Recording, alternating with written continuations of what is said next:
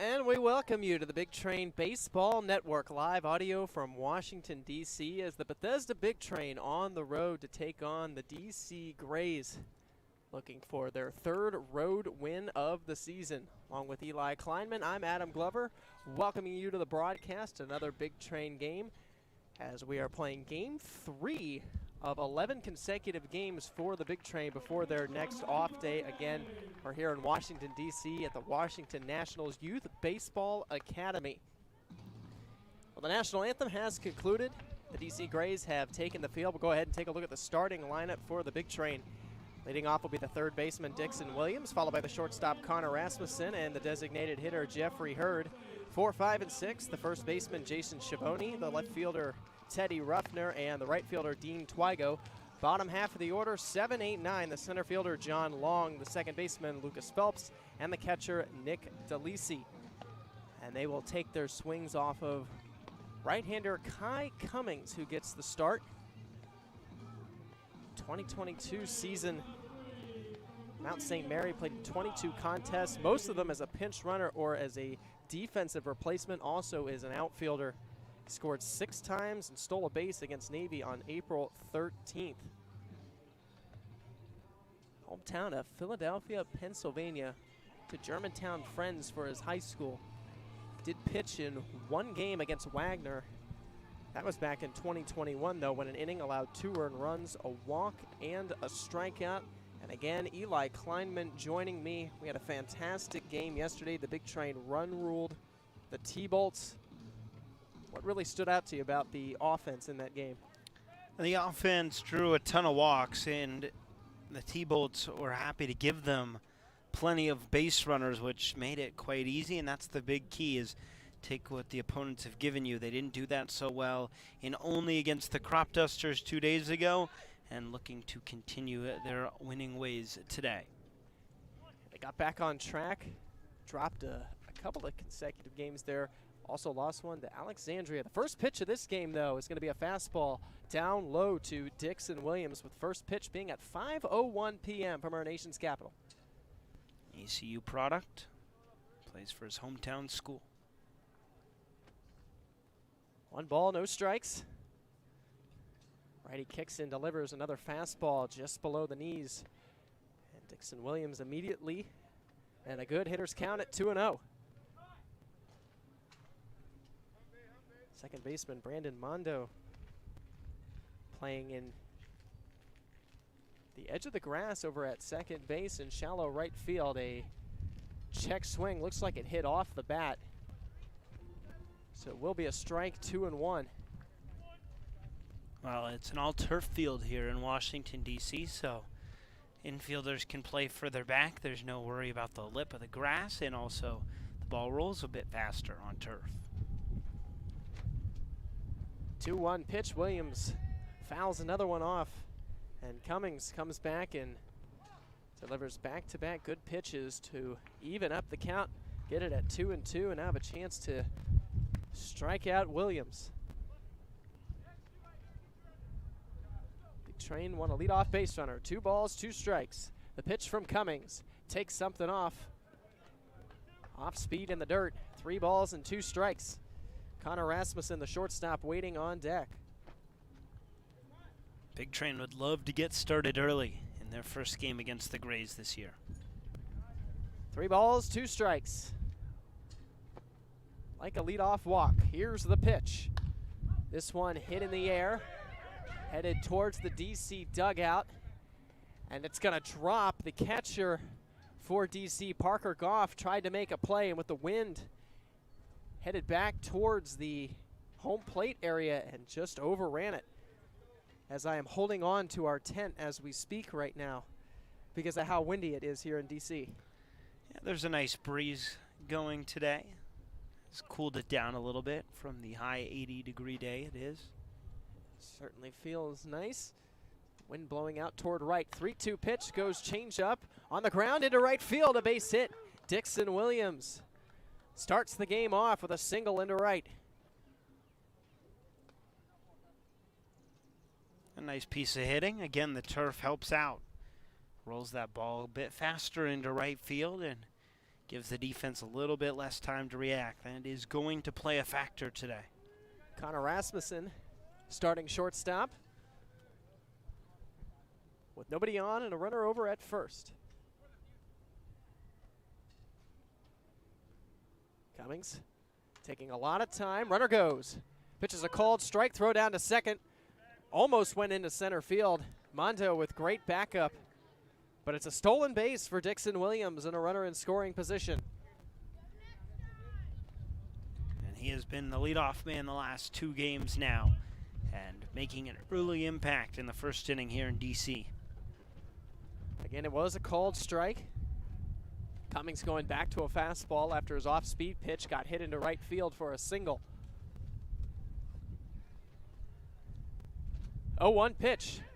Rasmussen shows bunt, pulls it back, and takes a fastball high and outside.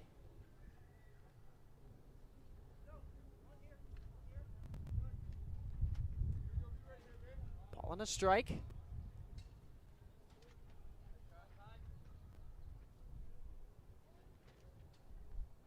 And Williams off second.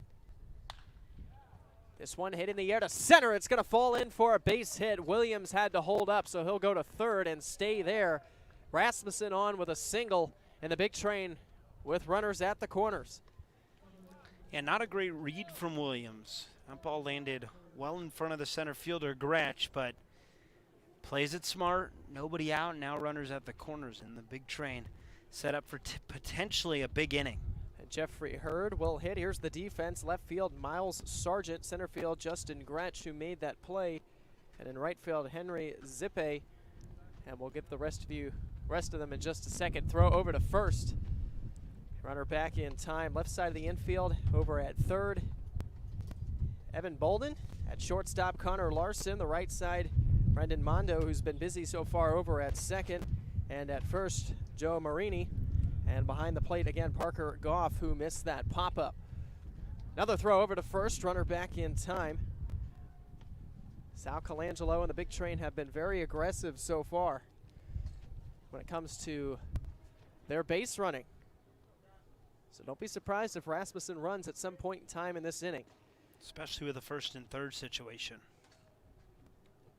Pitch to Hurd, a fastball in there for a strike. Big Train have used the double steal a couple times to bring home runs.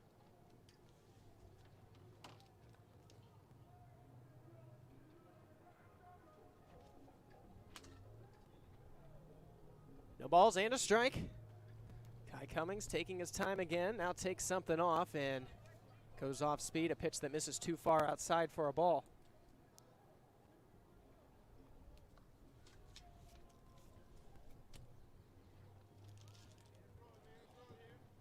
Ball on a strike. Again, runners at the corners. Williams at third, Rasmussen at first.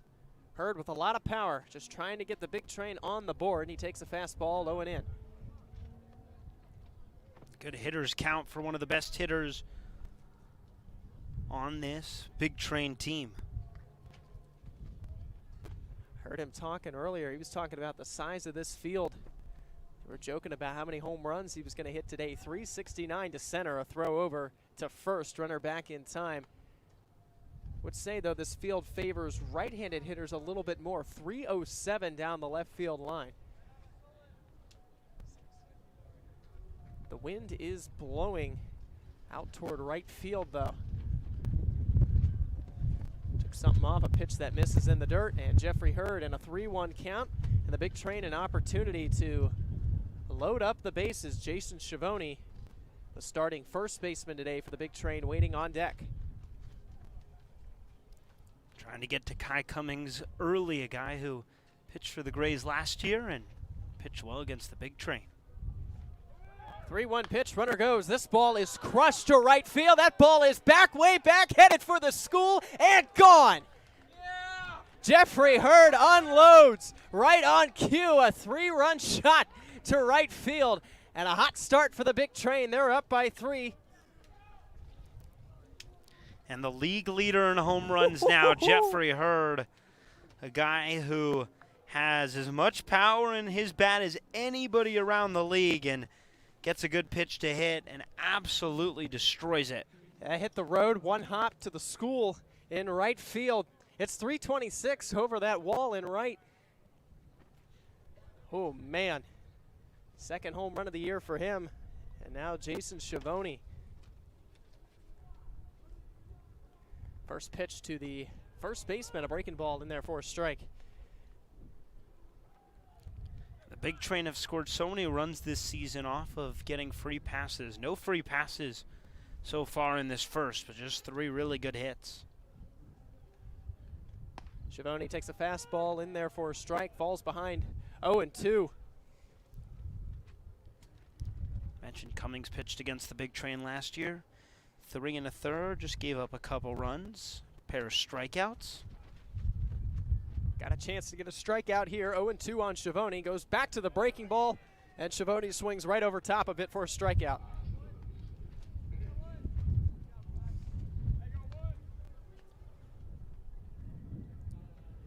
So the first out of the inning, and now another Big Train hitter coming up who has done some damage this year. Here's Teddy Ruffner. And Cummings finished the season very strong for the Grays last year. In his last 2 starts, 10 innings pitched, just 3 earned runs. First one to Ruffner down low for a ball. Ruffner, a guy who had multiple hits last night. And right back in the lineup. 1-0. Takes a fastball outside. Cummings, sophomore from Cabrini, after he transferred, and will start his time there in the fall. Good 3-pitch mix so far, 2-0. And Ruffner swings over a fastball that misses too far outside. So 2 balls and a strike. He was geared up for it with that pitch missing so far outside of the zone. Just couldn't extend the bat out. Now the 2-1 goes back to the same pitch. Another swing and a miss, and Ruffner in a 2-2 count.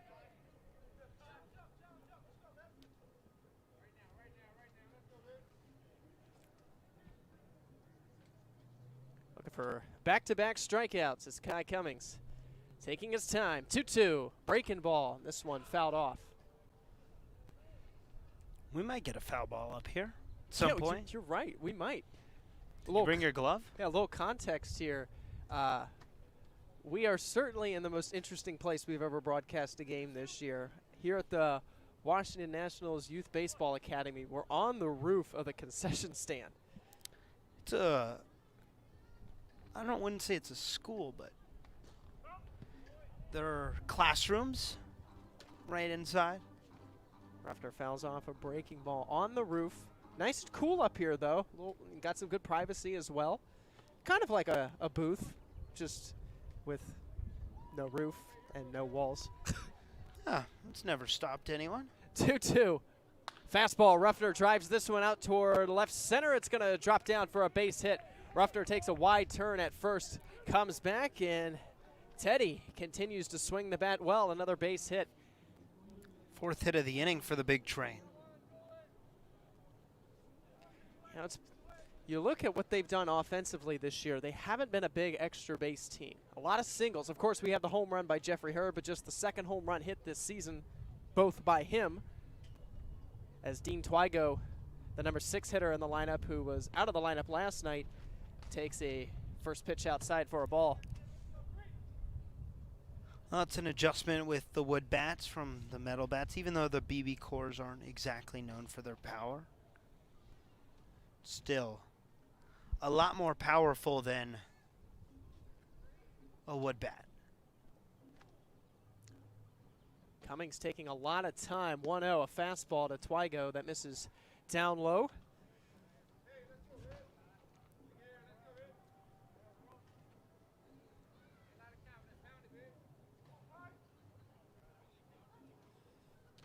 Cummings was a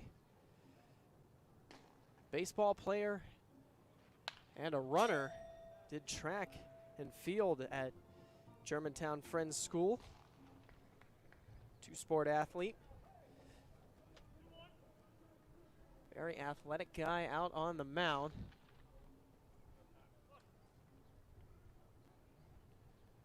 In a 2-1 count to Twigo. Cummings, runner goes. And this one is fouled off, if I'm not mistaken. Yes, it is fouled off. Ruffner will have to go back to make sure it wasn't just a swing and a miss with the ball going to the backstop. Again, two-sport athlete at Germantown's Friends, serving as a team captain in both sports. And his baseball team made the playoffs every year. So he has grown up around winning baseball. 2 balls and 2 strikes. Snap throw to first. Ruffner back in time. And looking to limit the damage here. A ground ball is exactly what he needs.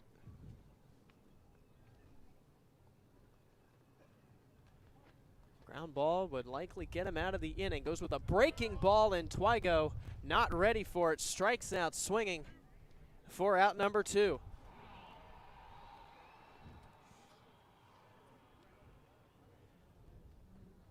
Likely looking for a fastball there with that pitch working in that at-bat. Not sitting on a curveball, and now here's John Long. Number 7 hitter in the lineup. Ruffner still over at first. And he's showing a first pitch breaking ball that's called a strike. Long back in the lineup after a day off yesterday. He had a rough day up in Olney. Just maybe a mental day for him. Could also use the day off. A guy who's played every day up to that point. No balls and a strike, and another throw over to first. Keeping a close watch on Teddy Ruffner. Looks like Sal Colangelo, the manager, starting to rotate guys in for their day off every once in a while. Long swings at a fastball and pops this one out toward center, and it's the second baseman, Mondo, going out and making the grab with that ball falling in the classic Bermuda Triangle that we see so many times with outfielders and infielders. The inning is over, though. 3 runs come in on 1 swing as Jeffrey Hurd leaves the ballpark, sending the baseball to the school. We'll go to the bottom of the first. Brandon Clark coming out to pitch for the Big Train.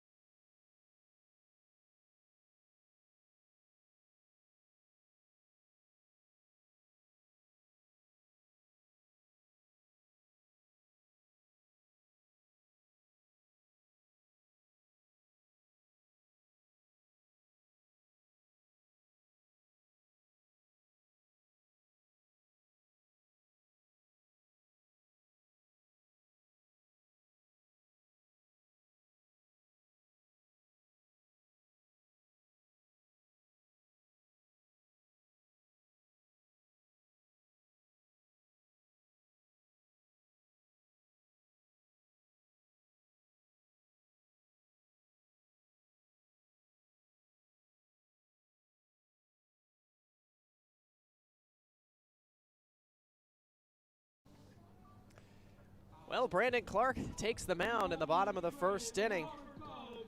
Now committed to Liberty after previously being at Alabama, where he did not play, then State College of Florida this past season.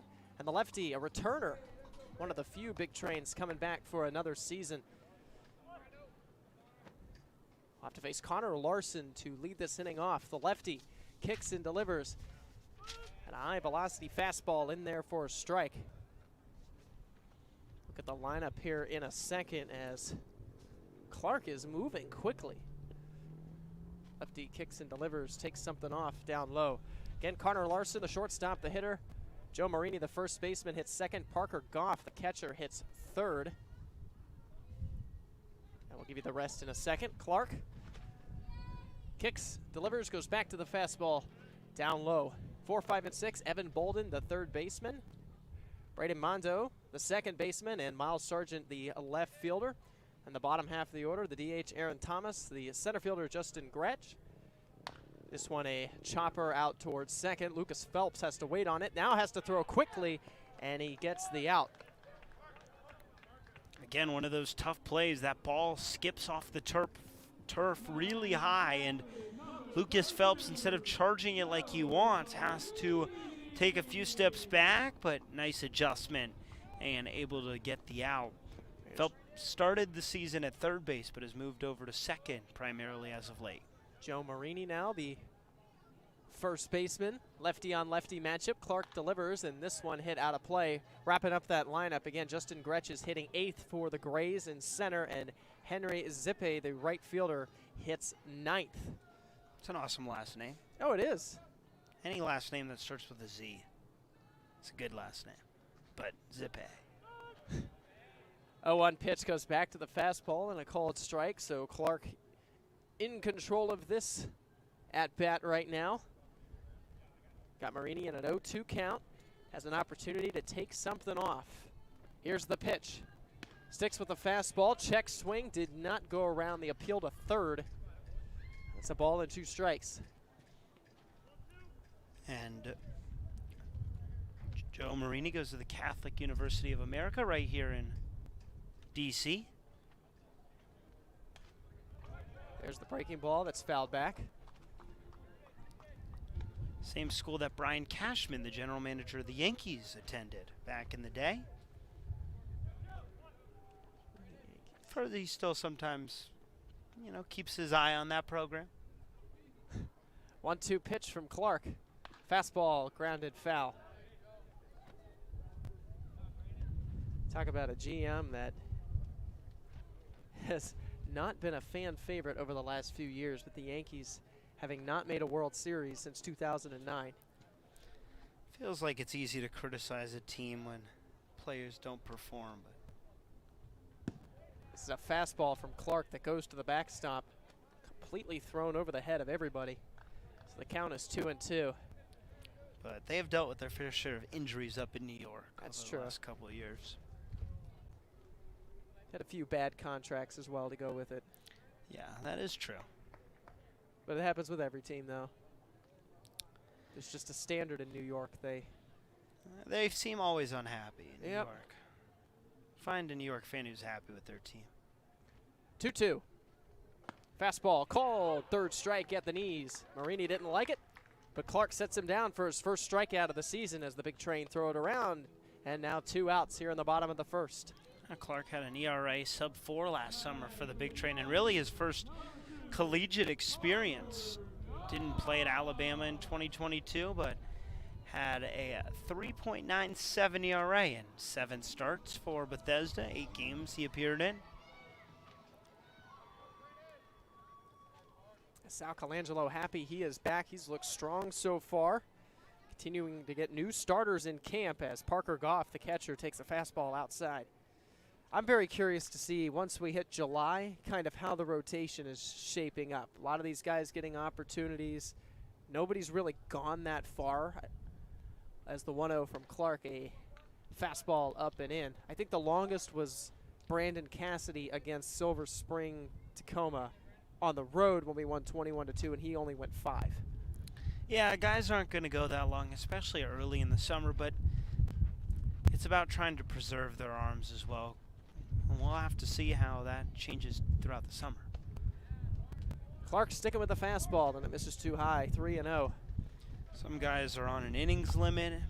Some guys might not pitch the whole summer. It depends. Arms are such a fickle thing in baseball. 3-0 pitch from Clark, sticking with the fastball. All 4 of them miss. That one a little bit closer, but still well out of the zone. A 4-pitch walk issued by the lefty to Parker Goff.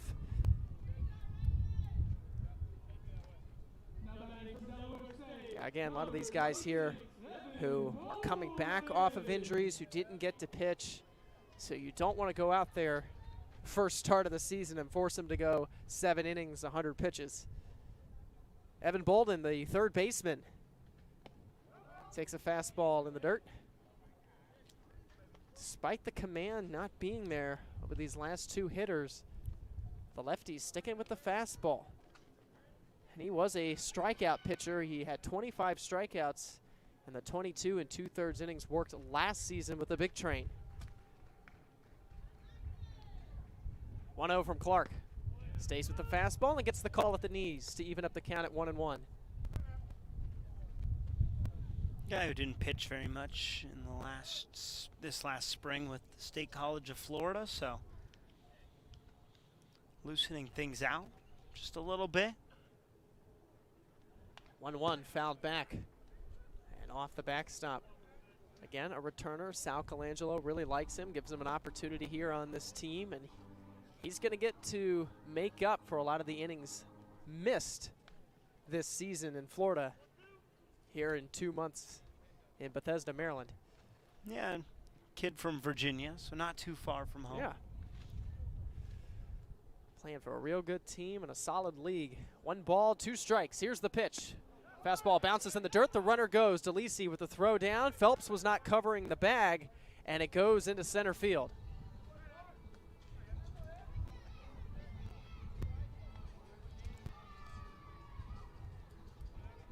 Nick DeLisi back behind the plate. Give you that defense real quick. Left to right in the outfield, Teddy Ruffner, John Long, and Dean Twigo. Left side of the infield at third and short, Dixon Williams and Connor Rasmussen.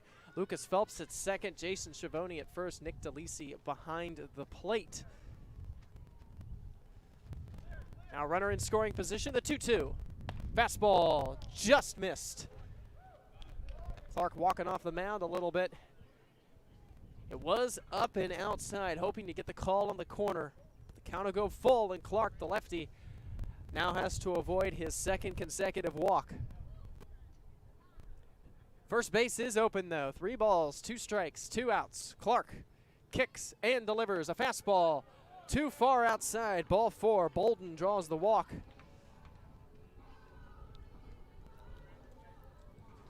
And now 2 runners on for the Grays, and they have an opportunity now.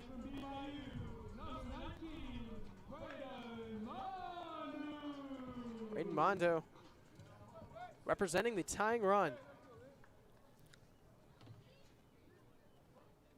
Great opportunity with a base hit. Bring in a run and cut into this lead. First one from Clark, a breaking ball to Mondo. Misses below the knees.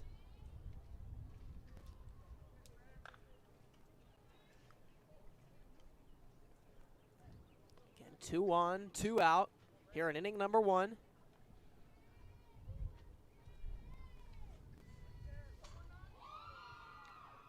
Clark taking his time, now delivers the 1-0, fouled off.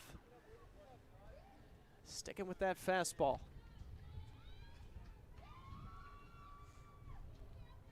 A little bit different too to when we were in Olney. We had all the Big Train interns and our GM Michael, everybody up here, but with the stands, now they're all enjoying the game right now. As they should. Real nice day here in DC. 1-1. This one hit and out of play, headed up on the balcony. Right where we were. Ah, so close. If only we didn't have cords. You gonna go chase that foul ball? I would 100% have gone after that foul ball. If one ends up staying up here, I'll go grab it. That's my promise. For all the fans. 1 ball and 2 strikes, 2 outs. Clark, looking the runner back at second, now delivers a fastball high and outside.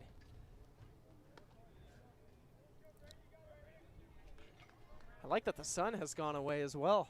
It was hot when we got here. We couldn't even see our screens. We had to get the tent up. Playing with fire. Sun can come back out. to reach 5:30 p.m. Eastern Time.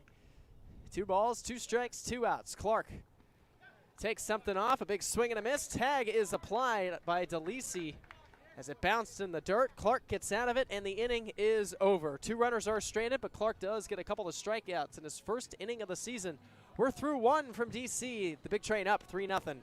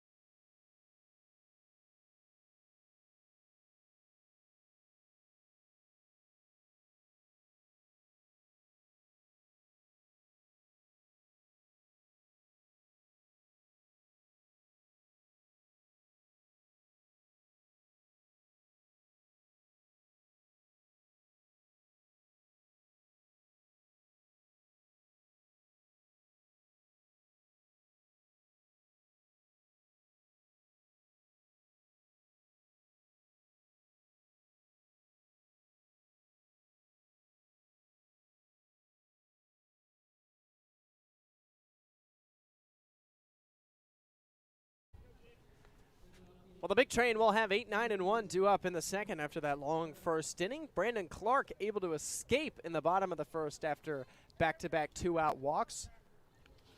3-0 Big Train, and Lucas Phelps standing in to face Kai Cummings.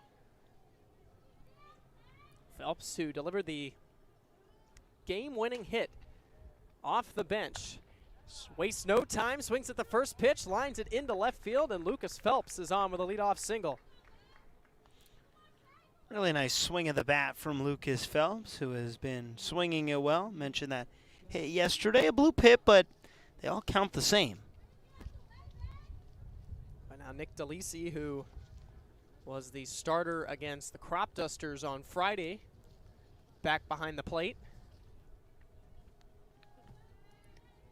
Wargo got the start yesterday. And Cummings starts DeLisi with a breaking ball. A called strike at the knees. Yeah, the Big Train adding some catcher depth. 2 new catchers in. Schiavone, obviously a utility guy, playing first today. Ruffner, another guy who can catch, and left today. 0-1. A breaking ball in the dirt.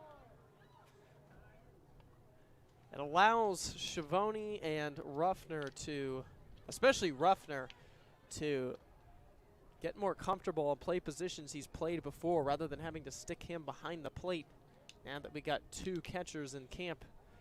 Throw over to first, and Phelps dives back just in time.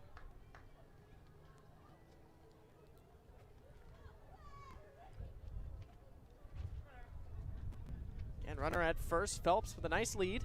Now goes. Fastball misses outside. The throw down to second. The tag is applied in time. Phelps is thrown out trying to steal second. And a great throw from behind home plate. Parker Goff a little off the line. But Mondu, the second baseman, coming over, applying a nice tag with Phelps nowhere close to the bag once that ball got in there. A really nice tag applied by Mondu, and it's a big out for the Grays. So now 1 out, nobody on. Nick DeLisi in a 2-1 count. Swings at a fastball, grounds this one over to third. Good play at the hot corner. The throw to first in time. Evan Bolden showing off the glove a little bit. And 2 outs now in the second.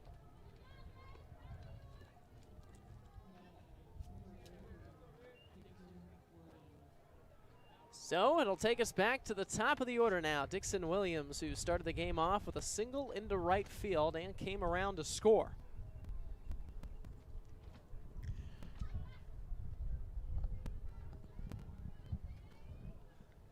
Train would like to see Williams try to get on base here with 2 outs, try to start a rally. He takes a fastball for a strike. Falls behind 0-1.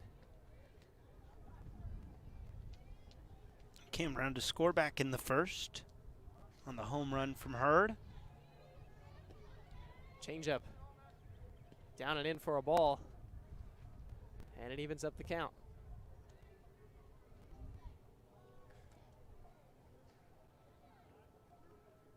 Again, one of the shorter fields we've seen. 307 down the left field line, 326 down the right field line. Williams fouls off a breaking ball, and 369 to center field. Certainly most friendly to right-handed hitters. Get about 20 feet down the left field line compared to the right field line. Oh, with the wind blowing out to right field, it's going to help out those lefties a lot. 1-2 pitch. Williams in the air, out toward right center field. This one is deep, but tracking it down in center is Justin Gretsch. And the inning is over. Well, Williams gave it a ride. The big train, while not retired in order, Cummings does face the minimum after the caught stealing. We'll go to the bottom of the second. Clark coming back out with the big train up by 3.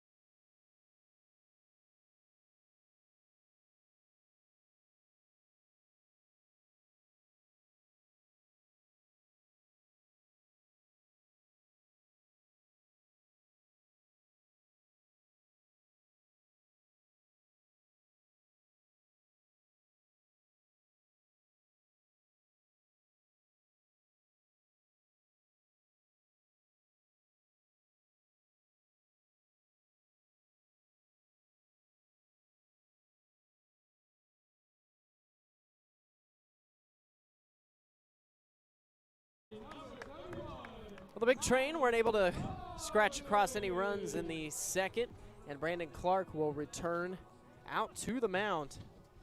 I wish we had a pitch count on him because it certainly went up with those 2 walks. Worked a ton in that first, even though he only faced 5 hitters. Had a couple of long at-bats, and he starts Miles Sargent out with a ball inside. Still looking to get his rhythm, just his first game of the summer. Now goes to a fastball, a called strike.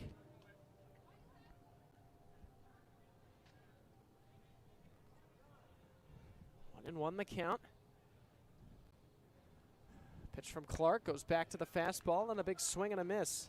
And now Miles Sargent, the left fielder for the DC Grays, in a tricky spot here, 1-2. The main product, really good college baseball team.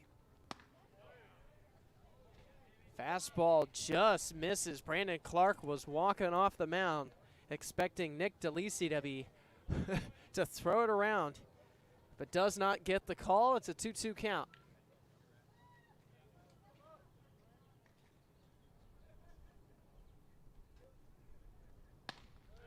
Fastball high and outside. 3-2. Clark has consistently missed away with his pitches so far.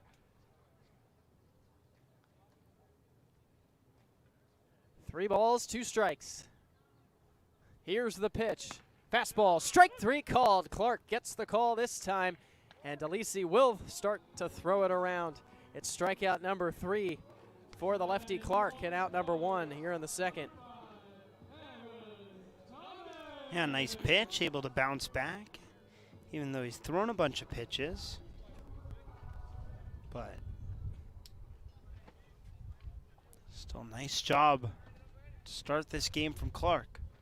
Aaron Thomas, the designated hitter. First time we get to see him today, not playing in the field. He takes a fastball outside. Again, Clark committing to Liberty, a school that, while not Power 5, certainly can compete with some of the better teams in the country. Yeah, school that's been Fastball in there for a strike. good at football, men's basketball. Baseball's been one of their strong suits over the last however many years. They were ranked 14th, not this season, but last season, 2022, which was the highest they've ever been ranked for baseball, as a fastball misses high and outside. 2-1 now for the lefty Clark. Aaron Thomas tends Wofford, team that's only made the NCAA tournament once, back in 2007. 2-1 a fastball again. Missing outside. Clark facing a lot of righties in this lineup, trying to work that pitch on the outside corner, and he just can't get it right now. Now has to throw a strike or he's going to issue his third walk. 3-1. And the pitch will miss down and in. Ball 4. Clark right on cue. Now evens up his line to go with the 3 strikeouts. Now 3 walks. Easy to calculate his strikeout to walk ratio.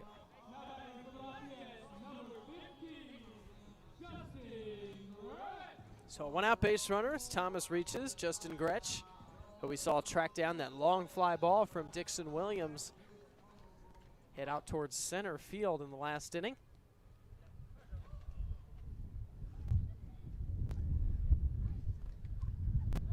Bunt is showed, pulled back, and the first one is taken low for a ball. Not just the big train, but for every team that comes in here, an opportunity to hit some home runs at this field. Home runs are down due to many of these athletes using a wooden bat for the first time, as the bunt by Gretsch is now fouled off. I think we had 5 total home runs across the league a few days ago. Yesterday, I think that Yesterday, was. that's what it was. Just 5 home runs.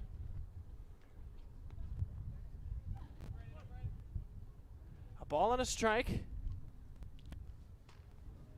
Clark to the DC center fielder. The pitch on the ground over to third. Got a chance to turn 2. Williams goes to Phelps for 1. Relay to first, not in time, as Williams had to wait for that ball to come down with the turf field causing that ball to bounce up in the air. It's a fielder's choice, but it's a second out for the lefty Clark. Nice job to get the ground ball. A little bit too long to get around the horn, but nice play. Corey Taylor and Jeffrey Hurd are now tied with 2 home runs apiece. 7 home runs in the league coming into today. Hurd makes it at least 8. Henry Zippe, the number 9 hitter in the lineup and the starting right fielder for the DC Grays, trying to continue the inning with 2 outs. He swings at the first one, chops this one to Clark. Clark trying to apply a tag. This is ruled a fair ball, and they say Clark did apply the tag, and DC can't believe it. Clark had to go off the mound, field this ball. Essentially, while he fielded it, slipped, had his glove reaching back, and I guess tagged the runner Zippe on the leg while he was running down to first. Home plate umpire was the one who made the fair call, but that is a wacky way to get out of the inning for the big train. A runner is stranded for the DC Grays, and quickly we're through 2 here from the Washington Nationals Youth Baseball Academy, with the big train still up by 3.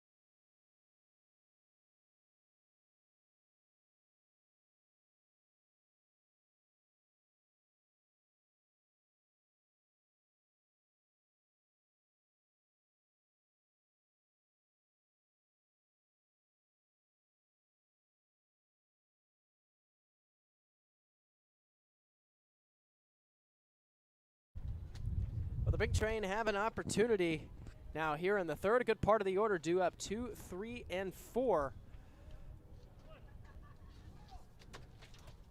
Which was a part of the order that did some damage in the first. Connor Rasmussen to lead it off. Shows bunt, pulls it back, and the first one bounced in the dirt for a ball. Single and a run scored back in the first. Big Train got the first inning started with 3 hits, including the 3-run blast by Jeffrey Hurd.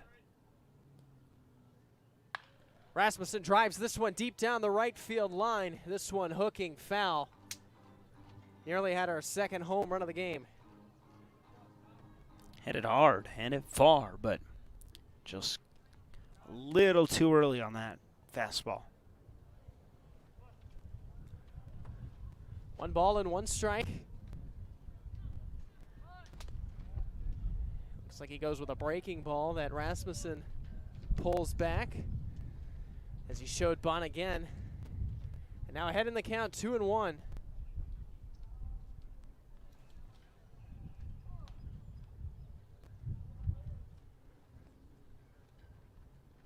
2-1 pitch, a fastball, a called strike at the knees. Rasmussen now at a 2-2 count.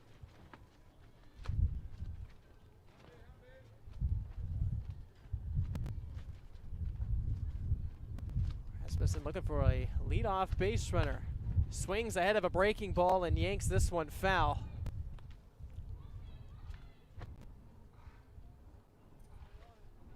And we'll do it again at 2 balls and 2 strikes. And you said earlier, East Carolina, one of the best schools in the nation to go play baseball at. This one bounces in the dirt, 3-2.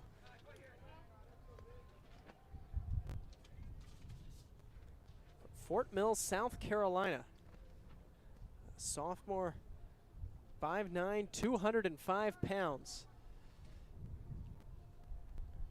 Trying to put up some numbers here in Bethesda. 3-2 breaking ball that misses in the dirt. Ball 4.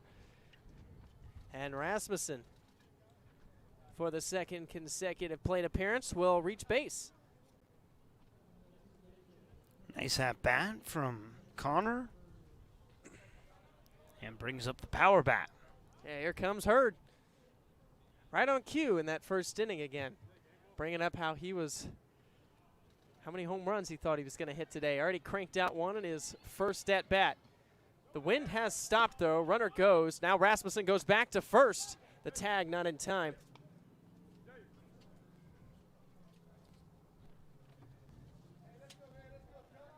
A half steal, then headed back. I don't think he got halfway, though. Certainly enough to issue a throw. Now a throw over. Rasmussen back in time. Got some good speed as well. Good all-around player that Sal Colangelo picked up to be a part of this year's team. Another throw over, keeping a close watch on Rasmussen. And that's what happens when you attempt to steal and then stop and then go back. Hurd waiting. No balls and a strike. Cummings delivers this one down for a ball.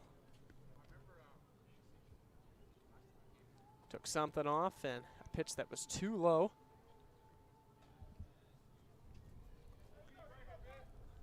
Kai Cummings has to keep ahead of Hurd here. Can't fall behind in the count. We've already seen what he can do. Swings, grounds this one up the middle into center field. Hurd is 2 for 2. A hard single right back up the gut. And the Big Train have 2 on and nobody out here in the third. And man, is it fun to watch him hit. Yeah, such a great swing, and did it at Sacramento State this past spring and continues his success for Bethesda. Well, Jason Schiavone, who struck out in his first at-bat, has an opportunity to extend the lead for the Big Train.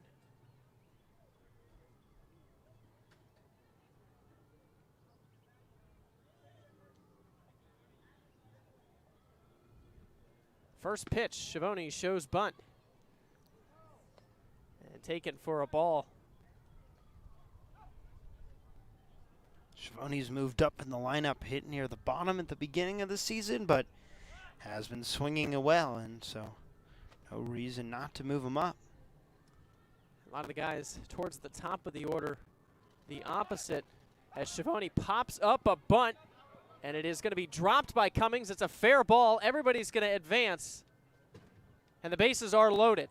Cummings came off the mound, tried to make a sliding grab in front of home plate. Looked like it hit off of his glove, kicked into foul territory. And what was easily at least going to be one out, as Hurd was a little bit off the bag, heading back, turns into no outs, and the base is loaded. Yeah, just an unfortunate play. Had to range far, did Cummings on the mound, and it just tips off the end of his glove and rolls away, which allows everyone to move up. Should be ruled as an infield hit. Ruffner fouls the first one off, with Kai Cummings having to slide to try to get to that ball in the air. Kind of hitting a no man's land between the pitcher Cummings and Goff, the catcher.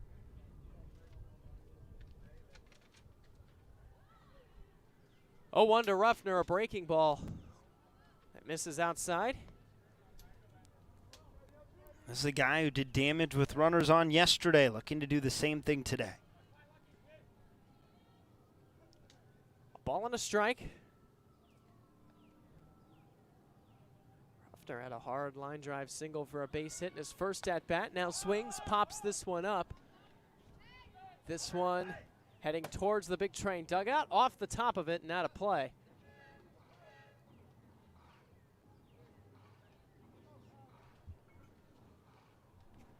So Ruffner now got to protect a 1-2 count. Dean Twigo waiting on deck.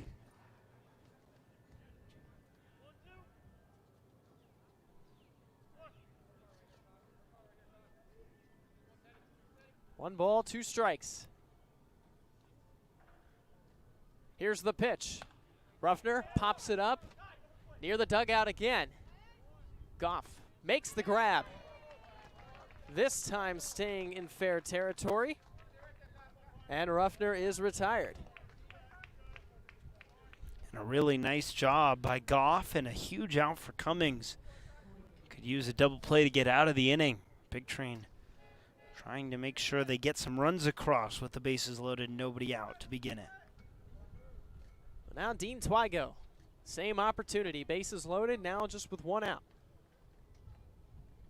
First pitch, Twigo swings, drives this one out of play, headed towards the building that's next to us that we're on top of.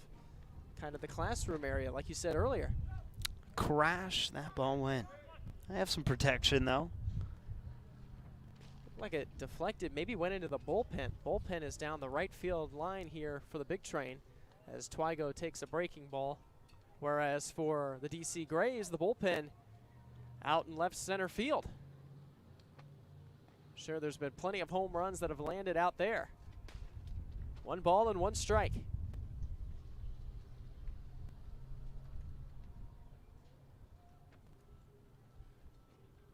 Goes with a fastball. Twigo hits it into right field. It's a base hit. Rasmussen will score. Hurd coming around. The throw will be cut off. In with a head-first slide. Schiavone will go to third. Twigo comes through a 2-run single, and the big train extend their lead. They're up 5-0. And a great swing of the bat from Dean Twigo. Back into the lineup and a big hit. Pick up a pair of RBIs and bring home 2 more for Bethesda. Well, the offense got back on track yesterday against the T-Bolts, and it's carrying over today. Now runners at the corners, 1 out. John Long, center fielder for the big train today. Swings, flies this one out towards shallow right field. This ball is going to drop. Schiavone will come in and score. Twigo will only get to second. He had to wait to make sure that wasn't going to be caught. But it's a bloop RBI single for John Long and another 3-run inning for the big train. Not a whole lot on it, but sometimes it's about hitting it in the right spot, and that's exactly what John Long does. A big base hit.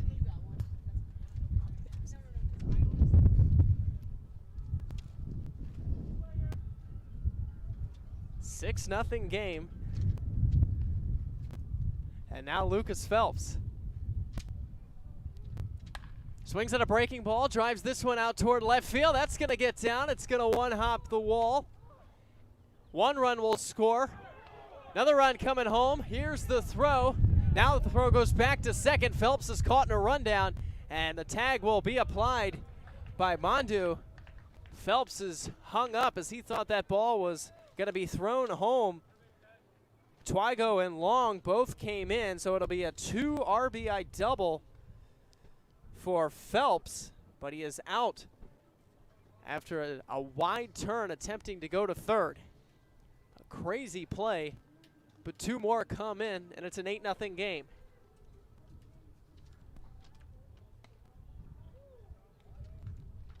And now Nick DeLisi, the number 9 hitter, a catcher with a big swing and a miss. Rule it 7-6-4 in your scorebooks. DeLisi now swings and drives this one out toward right center, but it will stay up and be caught by Justin Gretsch, and the inning will end. The Big Train, a huge inning. They send 8 hitters to the plate. They score 5 runs and extend their lead. An 8-0 lead now for the Big Train as you're listening to Big Train Baseball on the Big Train Baseball Network.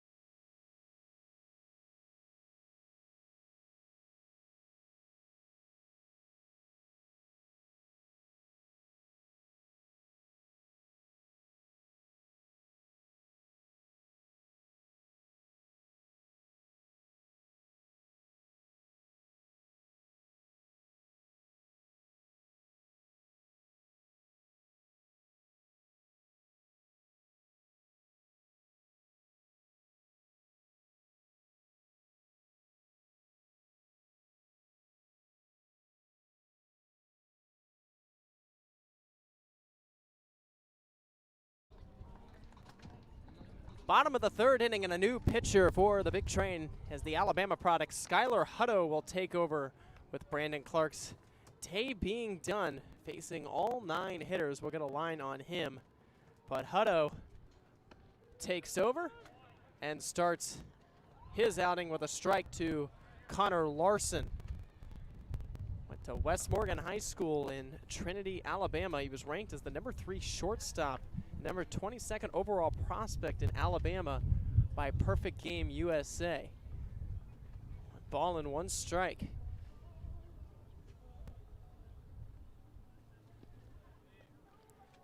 So the fastball bounces in the dirt. 2-1 the count.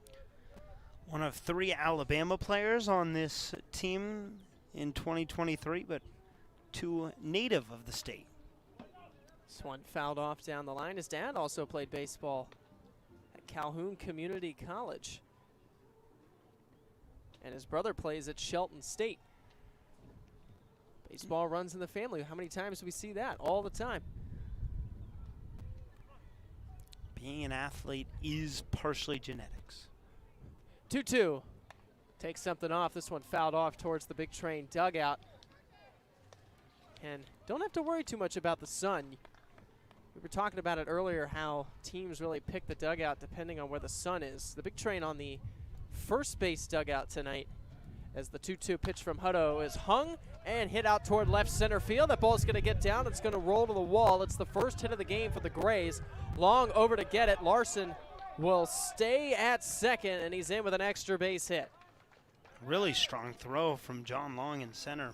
2 hops to the third baseman, and had Larson decided to try and go for third, he would have been thrown out by about a half mile.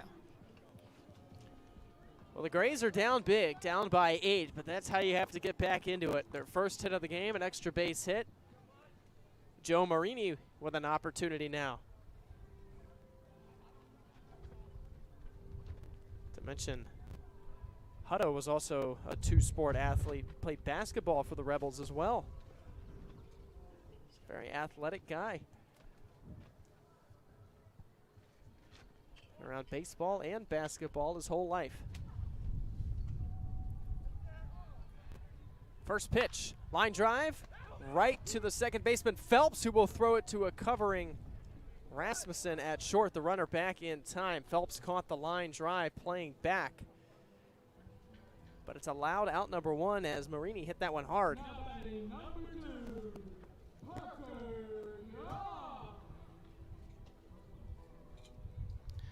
That was a really nice swing of the bat by Joe Marini, just right at Phelps, and made it an easy play. 1 out, runner still at second. And the first one from Hutto to Parker Goff. Missing low for a ball. I don't mind the, obviously I enjoy the sun, but the wind has picked up all of a sudden again. We got weights holding down our tent so it doesn't fly off the roof. 1-0 from Hutto. Goes off speed and a called strike.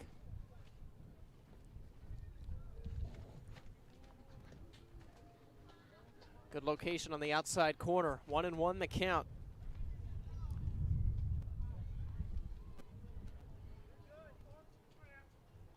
Phelps making a move towards the bag, now goes back into his position. A shot out toward right field. It's going to get down in the gap, Long over to get it. A run's going to easily score.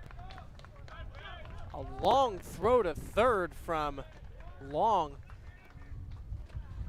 And the DC Grays are on the board, an opposite field RBI double for Parker Goff.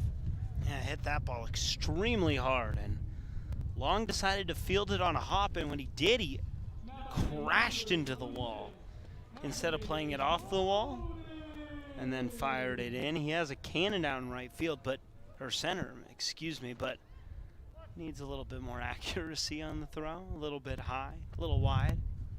Evan Bolden swings, drives this one into foul territory. Schiavone over to get it. He makes the grab near the net for out number 2. Little looping line drive that I first thought was going to get over the net and hit the grass berm they have next to the first base dugout. But Schiavone over to get it.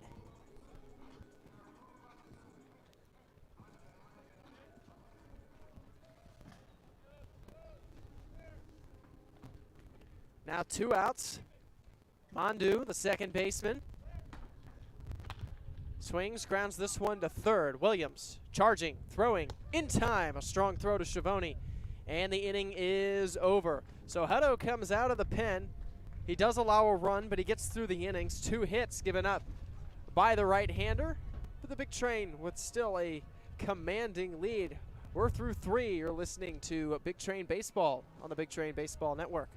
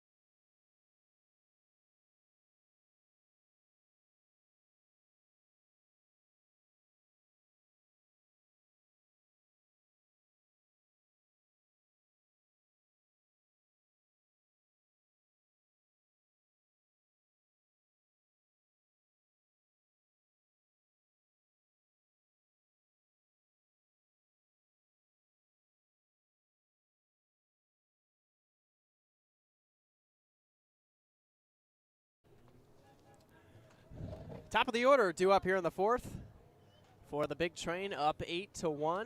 Adam Glover, Eli Kleinman, we thank you for tuning in to another broadcast here on the Big Train Baseball Network. Dixon Williams wasting no time, grounding this one out towards short from shallow center field. The throw to first in time. A good play made by the DC shortstop, Connor Larson.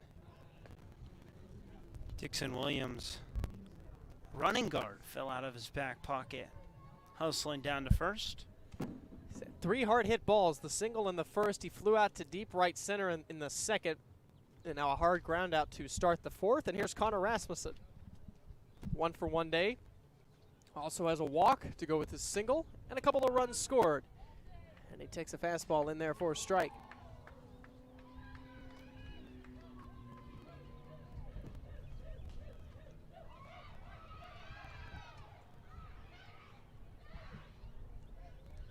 Righty kicks and delivers on the ground out towards second. The throw from the second baseman Mondu over to first in time, and back-to-back groundouts to start the 4th inning for the Big Train. Well, it's been a tough outing for Kai Cummings on the mound, but give him credit. He's attacking hitters. He's not walking a ton of guys, just the one walk so far. He is facing one of the toughest lineups in the league. Group of guys who are coming off a night where they run-ruled the T-Bolts. Jeffrey Hurd standing in, and he takes a pitch outside for a ball.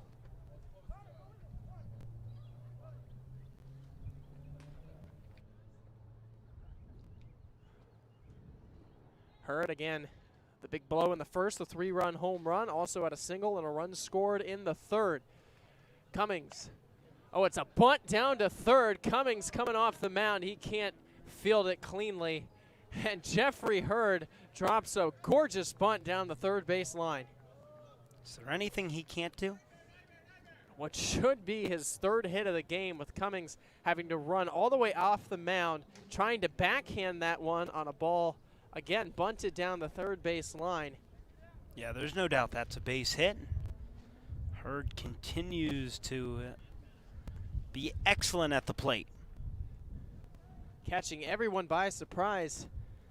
And now Jason Schiavone, the cleanup hitter, takes the first pitch a little low and outside, an off-speed pitch for a ball. And that's one of those plays you can make, especially on a turf field, because the infield plays further back, and if you can put that bunt in the right spot, it's going to be almost every time a hit. Hurd runs. It's a called strike, throw down to second. Hurd is out. And for the second time, a Big Train runner is caught stealing, trying to get to second. And Hurd, after he fooled the Grays by dropping a bunt, is immediately thrown out. And the inning is over. The Big Train don't go 3 up, 3 down, but the right-hander does face the minimum with the caught stealing. We'll go to the bottom of the 4th. The Big Train still up by 7.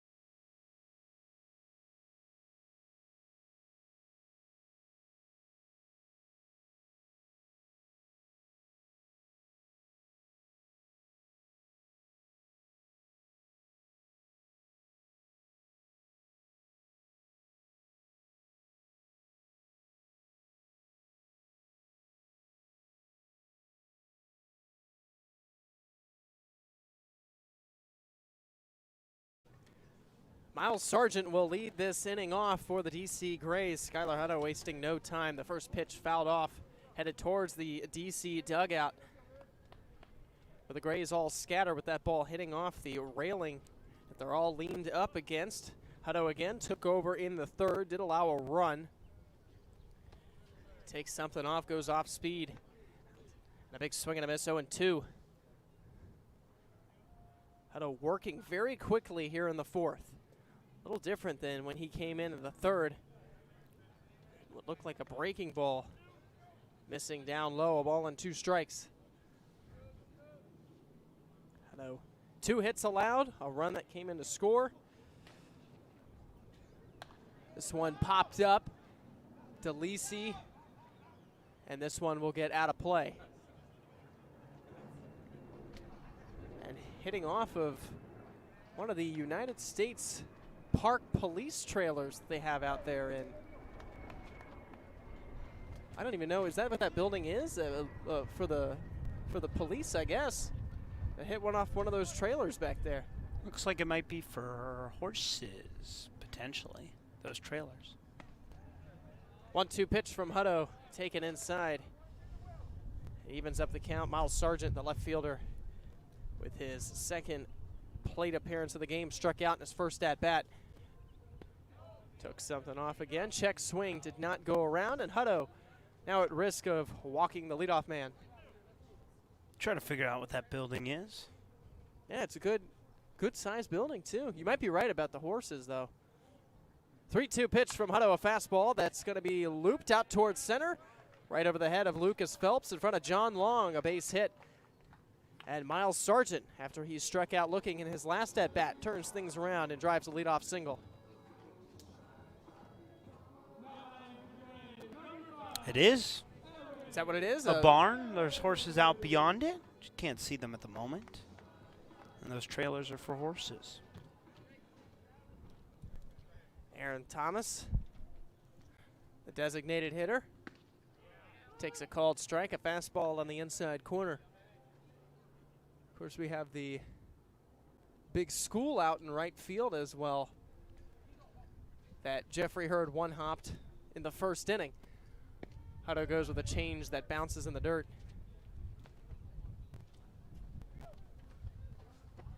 Hutto working with that fastball a lot, but has thrown in the breaking ball and the off-speed pitch as well. Mostly been a fastball guy so far. Got hit hard in the 1st inning that he pitched. Runners goes, and this one is going to be swung on and missed, not fouled off. The runner will advance. And now a runner in scoring position for the Grays. The home plate umpire making the call that that was a swing and a miss and not a foul ball. Sargent advances. 1-2 the count. Chance for DC to get one back. Takes the pitch a little upstairs. Side of those two doubles, also a hard hit line drive from Joe Marini in that third inning. That was caught by Lucas Phelps at second. 2-2, fastball on the ground. Williams cuts it off at third. The throw to Schiavone, a little low, but he able to make the play. And it's out number one. Nice play by Dixon Williams. Covers plenty of ground over at third. We saw him at second base last night. Or, sorry, we saw him at first base last night. Second 2 nights ago. And Rasmussen was ready for that ball had that gotten past Williams, who was ranging over towards short when he made the play. Justin Gretsch, the center fielder for the DC Grays now. Grounded to a fielder's choice in his last at-bat. And takes a fastball way inside, had to jump out of the way.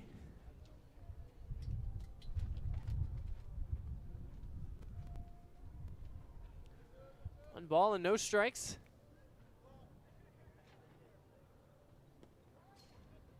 Good breaking ball in the dirt. 2-0 the count. Gretsch, a Lafayette Leopard. We have a few players from Lafayette on the DC team. I was looking at the roster doing my prep earlier. Ooh, fastball. Very late with the swing. Hutto comes back after taking something off, going back to the velocity and getting a big strike one. Part of the Patriot League. D1 League out in Mid-Atlantic area. Back to the fastball again. Nowhere close with the swing. 2-2. A lot of pop in the mitt from Nick DeLisi behind home plate. He's got some great stuff. That's why he's at Alabama. This one fouled out of play.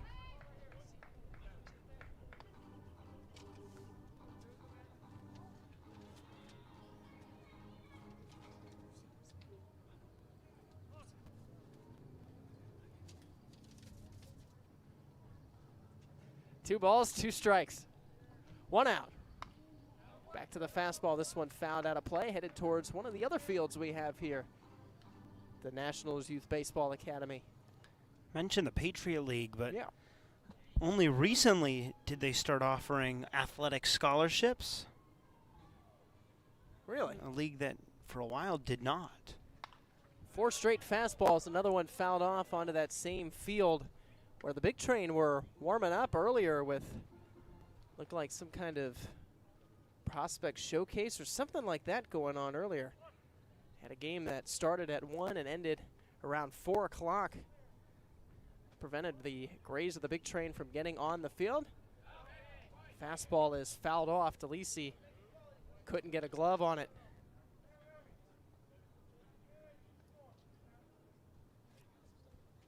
We have a softball game going on as well on another one of the fields here. It's a nice academy out here the Nationals have put together. 3 balls, 2 strikes. The pitch from Hutto. This one popped up and out of play, headed towards the press box right off the top of it.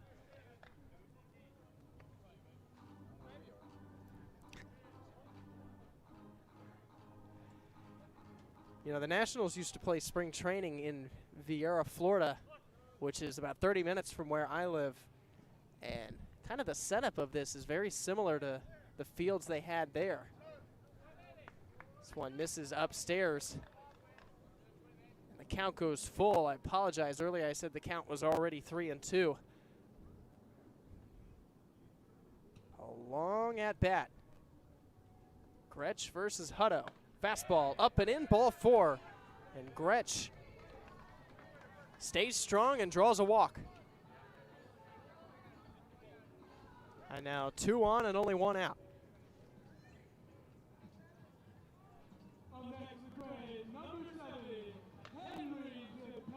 Henry Zappe, the right fielder. Still down by 7 runs, but the Grays an opportunity to chip away a little bit. Still early on in this game here in the 4th. Hutto at the stretch. A bunt dropped right back to him. Has to wait for Phelps to cover. The throw's not going to be in time. And the bases are loaded. Hutto lobbed it over to first. Phelps was not there when Hutto initially fielded that ball. And what looked to be a free out for the Big Train with that bunt going right back to the pitcher. It's up loading up the bases for the top of the order, and Connor Larson, who had that double last inning, that hard hit one out to left center. Yeah, the Grays a chance to get some runs back, and if you're Bethesda, you would love a double play. He starts with a breaking ball to Larson, a called strike. He's been heavily fastballed over the last few hitters. But starting with a breaking ball, and now this one fouled out of play. And Hutto does exactly what he needs to do. Gets ahead 0-2. We'll see if he tries to waste a few pitches up. If you waste it low, you risk this ball getting past Alisi. Waits to pitch up, fastball.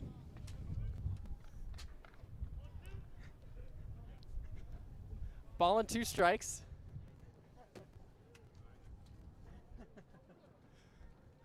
One, 2 on the ground, up the middle and into center field, a base hit. 1 run will score. They're gonna hold the runner at third with Long's great arm. Gretsch stays there. An RBI single, they go station to station, and it's an 8-2 game.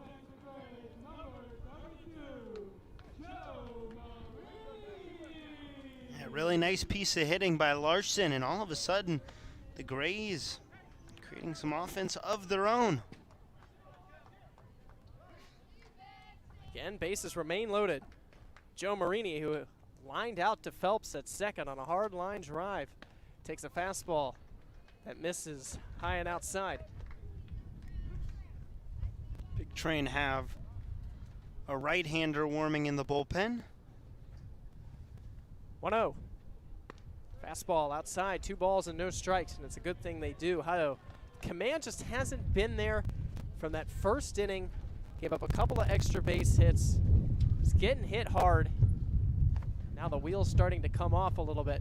2-0 on the ground, out towards second. It could be 2. Phelps flips to Rasmussen for 1, relay to first, in time. 4-6-3, the Big Train get out of it. While Hutto is able to escape, only 1 run comes in. The Grays do trim the lead. We're through 4. The Big Train still up 8-2.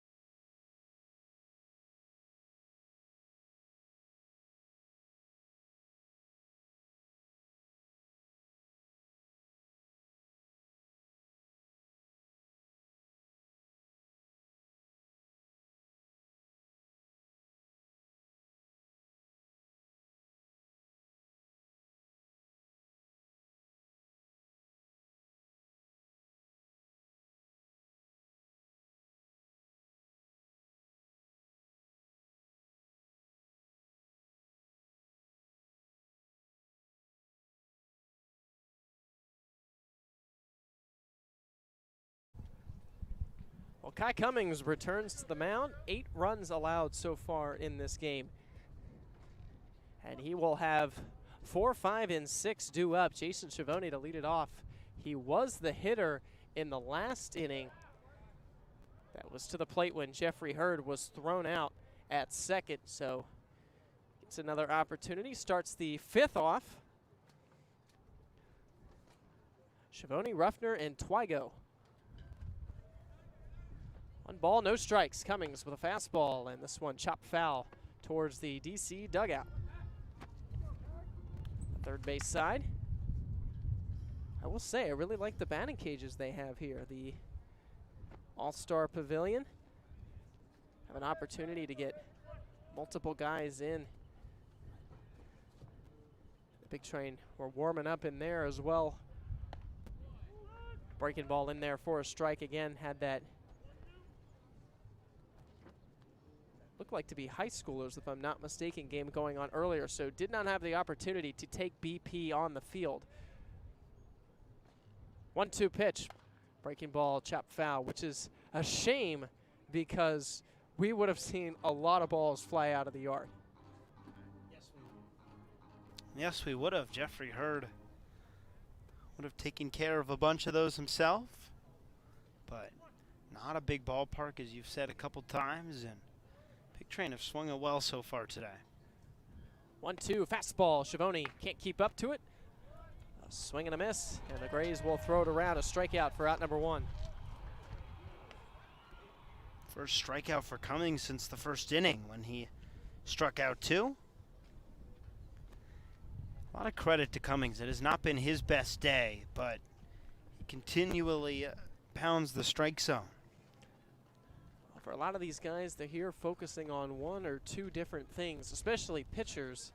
So sometimes it's not about the stats as much. It's more just about, you know, being able to work a little bit and get opportunities that you can bring back to fall ball come the new school year. 1-0. Fastball too far outside. 2 balls and no strikes.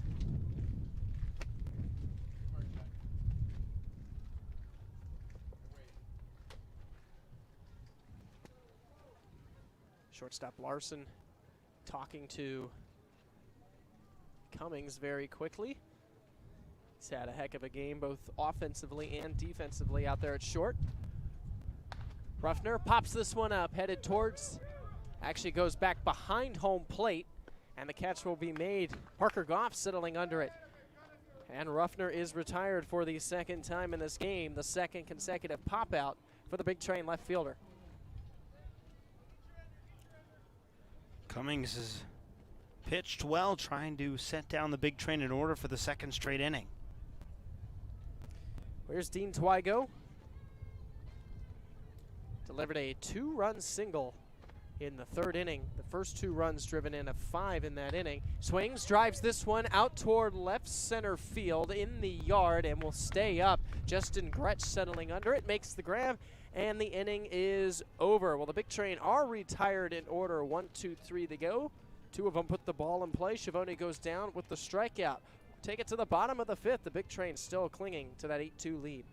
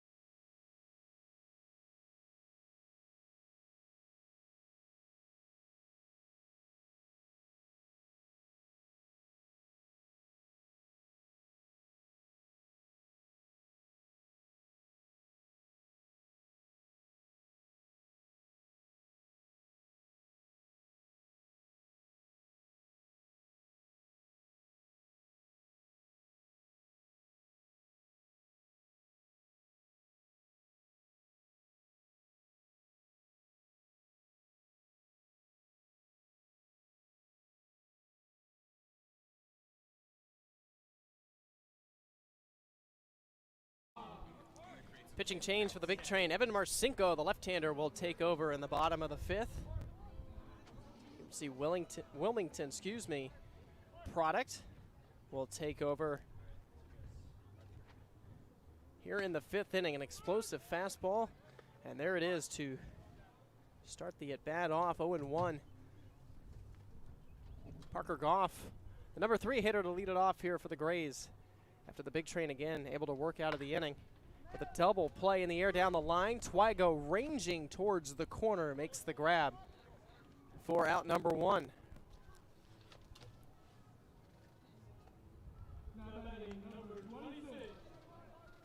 He's a freshman in 2022, made 7 appearances and 6 of them in relief, and held James Madison University to a hit over a season-high inning and 2/3 out of the bullpen.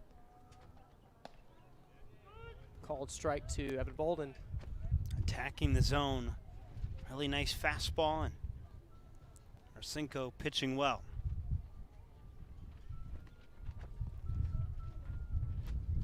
This one will miss.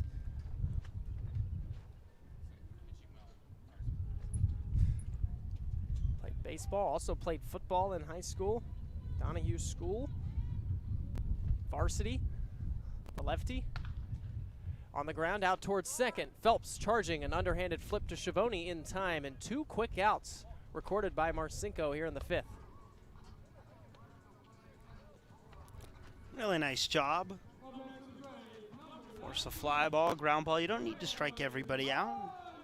Pitching to contact can be a pitcher's best friend, especially when the defense is playing well. And so far today, the big train defense has been quite good. So 2 quick outs. Mondu, the second baseman. And 0 for 2 day. This one skipping in the dirt.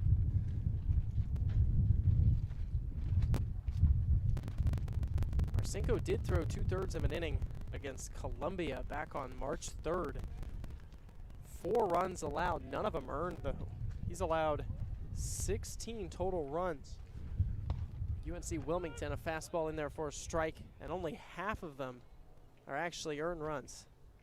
So not getting great defense behind him when he's been out on the mound for his school. 1-1. Fastball fouled off, and a good play made by Miles Sargent on deck. A little left-handed, one-handed grab. Showing the talent. Got to stay ready.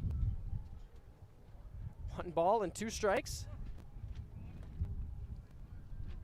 Marcinko trying to retire the side in order.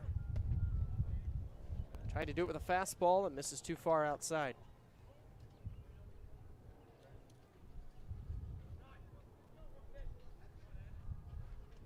Two balls, 2 strikes. The infield back, with it being a turf field, especially the middle infielders Phelps and Rasmussen. Fastball too high and outside. 3 balls and 2 strikes.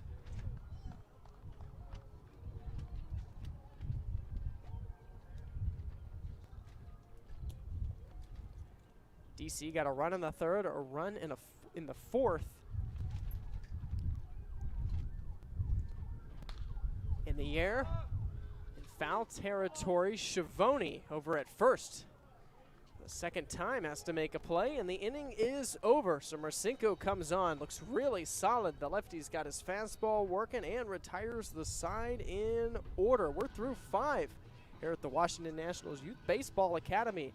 The big train still up 8-2.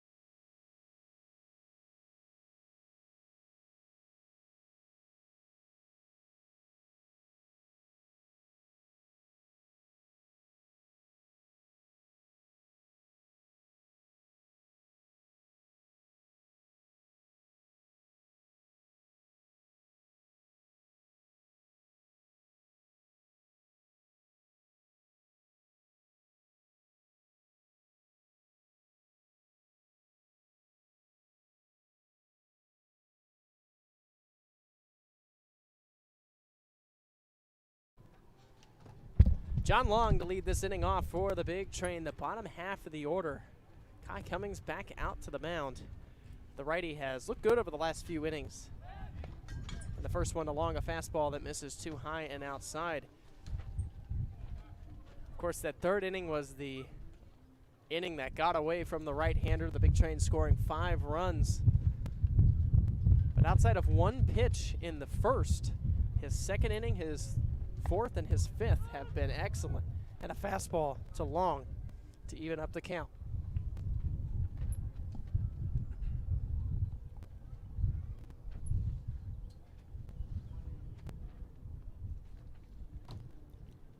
Long with good speed, and he gets hit by the pitch. And he's going to have an opportunity to show it off as he trots down to first. Could have a fun battle brewing between Goff, the catcher, and Long, the speedy outfielder, on the base paths. Goff's already thrown out a pair of guys today, including Jeffrey Hurd. Well, Lucas Phelps, who's had a real good day at the plate, is your new hitter, 2 for 2. 2 RBIs, 1 extra base hit. Again, was thrown out, attempting to go to third. Kind of got into a rundown, expecting a relay throw home. There goes Long. Hit and run is on. This one is popped back and out of play. Another one bouncing off the press box. And a good catch made by a fan, a little over the shoulder. Wide receiver, Willie Mays.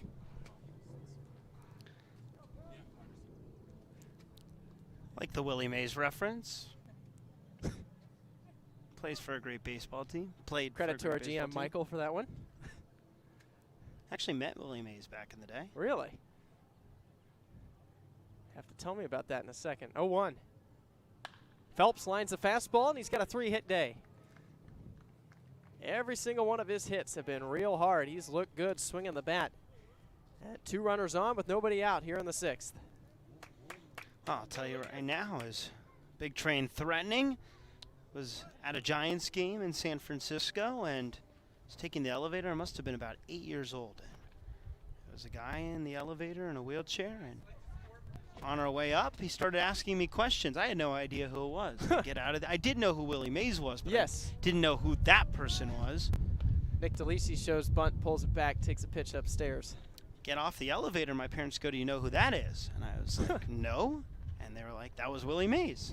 So we had a conversation in the elevator. Do you know who that is? Mom, I'm 8. Well, so I was like, yeah, I know who Willie Mays is. But they were like, well, you were just talking to him. And I was like, oh, that I did not know. 1-0, DeLisi drops a bunt. This one will go foul. Bunted it down the first base line. So it evens up the count. I have to think about if I've ever had a conversation with anybody like that. Not too many, living in Florida, not too many times you get to make the trip up to Camden Yards. And, the Rays are one of the newer teams. The Marlins are one of the newer teams. So not a lot of historic people go back to those games yet. Maybe in 15, 20 years. Bunt again, back to the mound. Cummings looked the runner at second, will now go to first. And a sacrifice bunt for the Big Train catcher. Puts 2 runners in scoring position for the top of the order.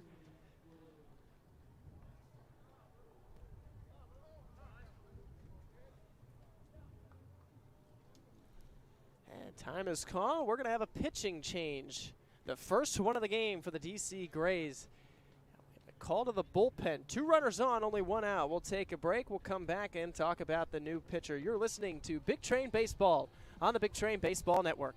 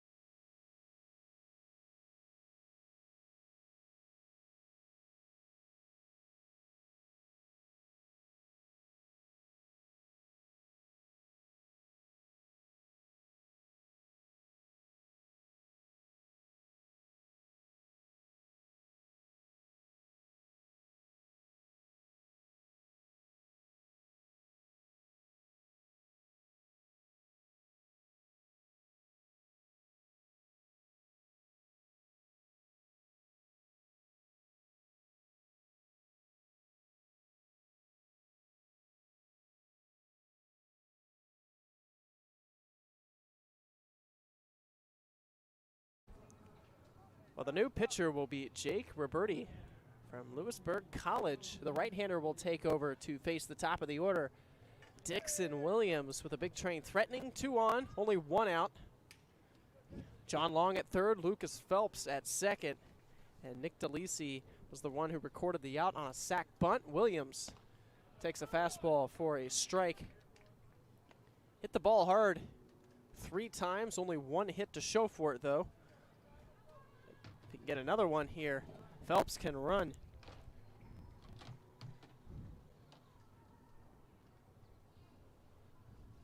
The righty kicks and delivers. Breaking ball in there for a strike. Roberti has pitched to a career .706 ERA in nearly 76 career innings. But he's averaging nearly 11 strikeouts per 9. Big opportunity for a strikeout right here. Trying to limit the damage. Righty kicks and delivers a fastball down and in. A ball and 2 strikes. Connor Rasmussen on deck. Could actually prevent any damage if he is able to get a pair of outs here. Big Train would like to extend their lead up 8-2. Have not scored since the 3rd. And a fastball that bounces in the dirt.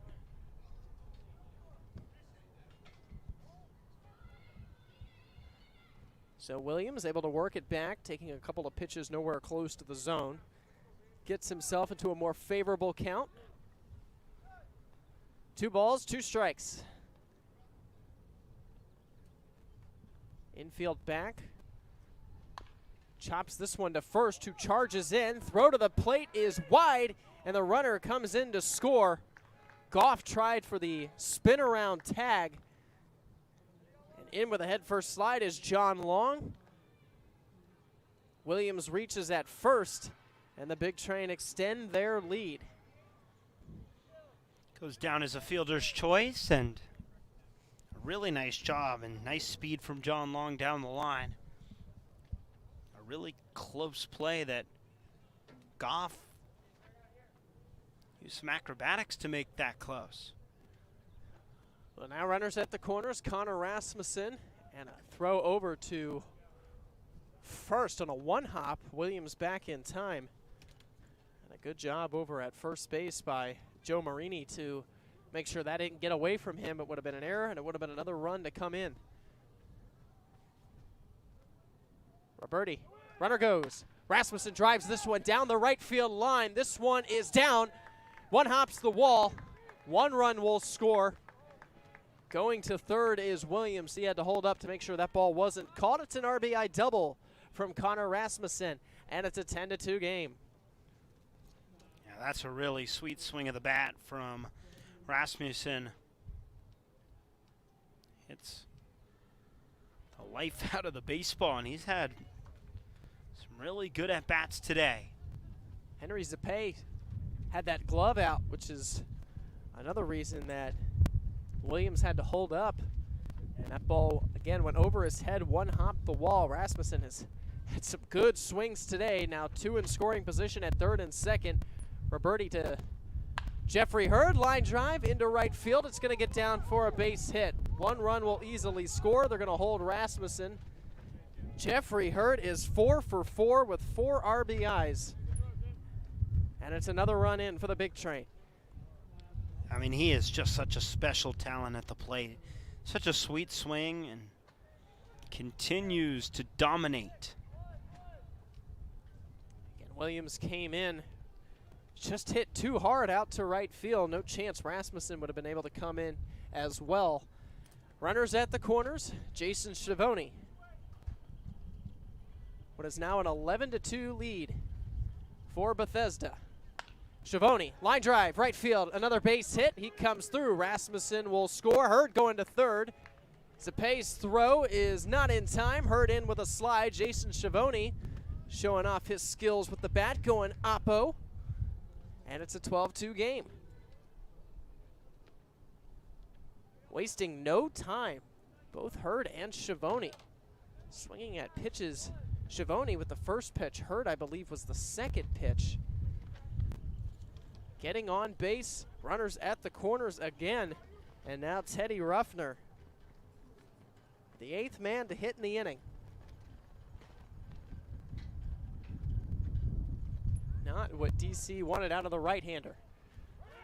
A delayed steal, Schiavone going to second, no throw made. Schiavone swipes it. Good heads-up base running from Schiavone, catching Parker Goff napping behind home plate.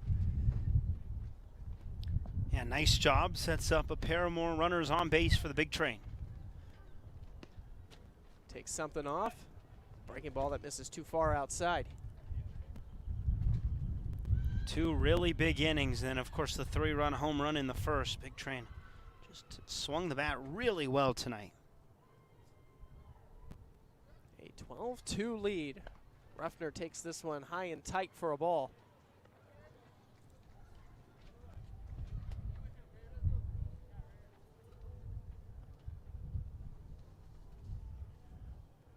Ruffner has reached base once, a single back in the first, has popped out twice to the catcher. And takes the pitch on the inside corner for a strike, 3-1. I like the idea, taking that 3-0 pitch. The command wasn't there, first base open as well. Giving Twigo an opportunity with the bases loaded. It could still happen though, 3-1.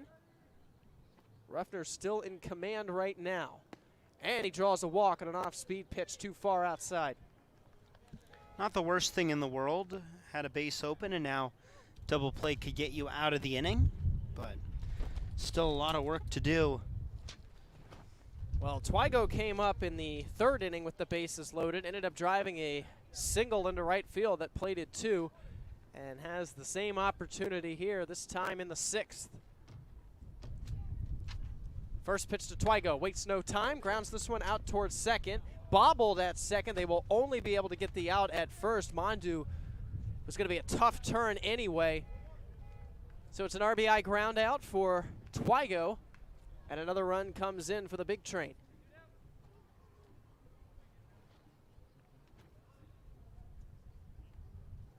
The lead extends.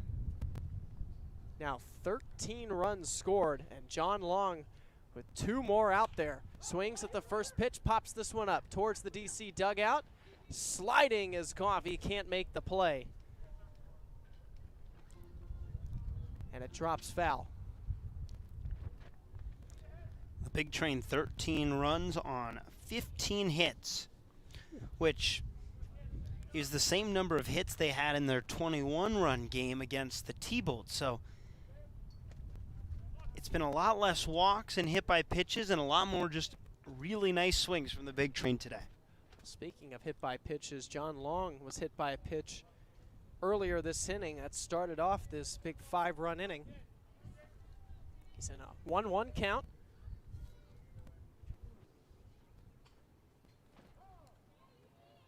Runners at 3rd and 2nd, 2 outs. The pitch, Long drives this one in the air, down the line.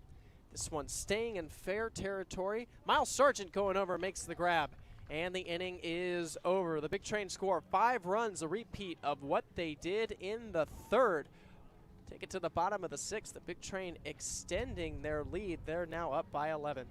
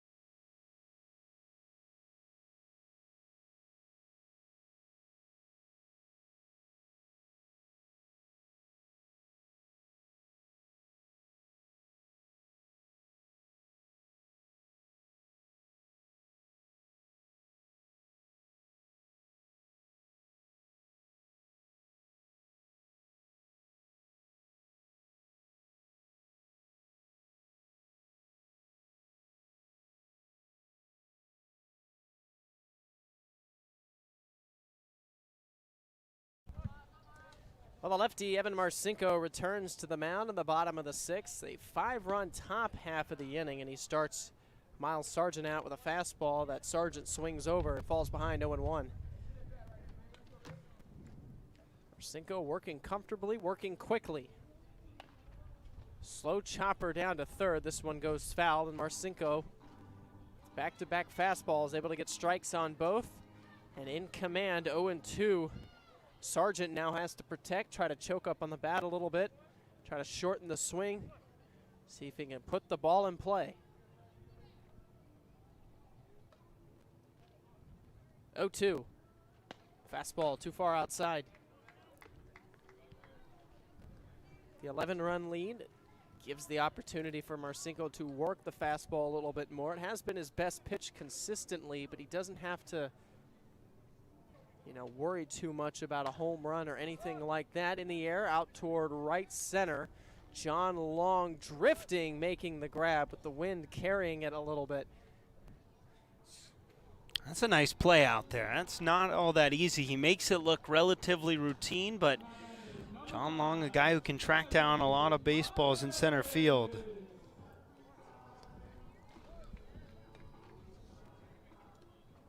Aaron Thomas, the designated hitter, has reached base once so far today and takes a strike at the knees. He walked back in the second, but wasn't out there long as Gretsch, the hitter behind him, grounded into a fielder's choice, and Thomas had to run back to the dugout. This one fouled back into the net, and now in a similar situation, having to protect it at 0-2 count.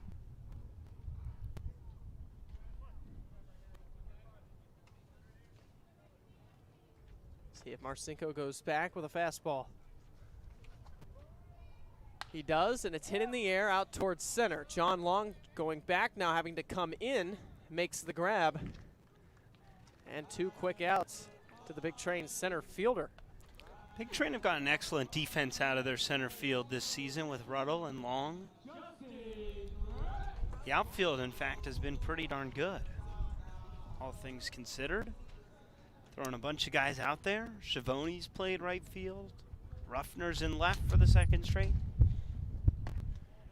Justin Gretsch takes the first one. I think they called that one a ball. It was a real close pitch.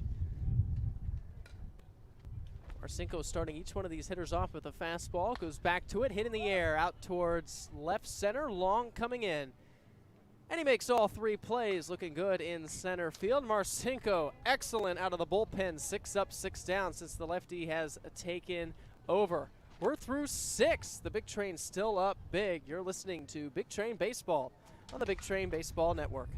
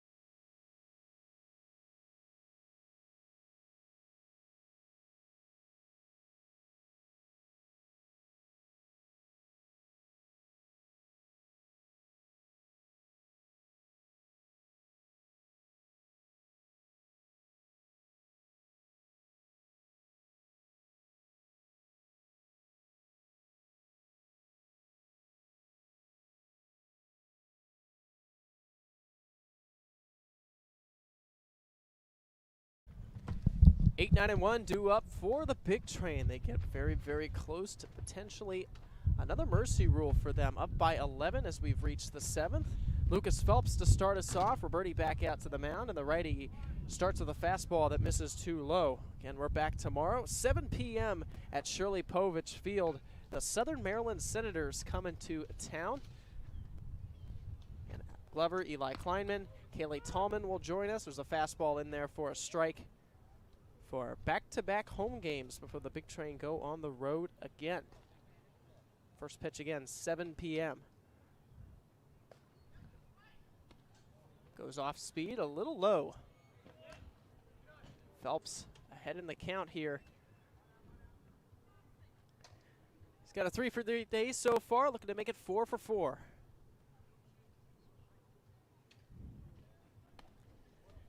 Took a big swing at a fastball. Came up with nothing. 2-2.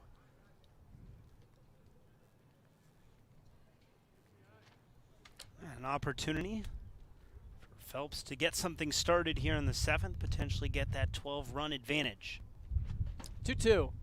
Phelps strikes out a fastball. Can't keep up with it. Swung late on both of them, and he goes down for out number 1.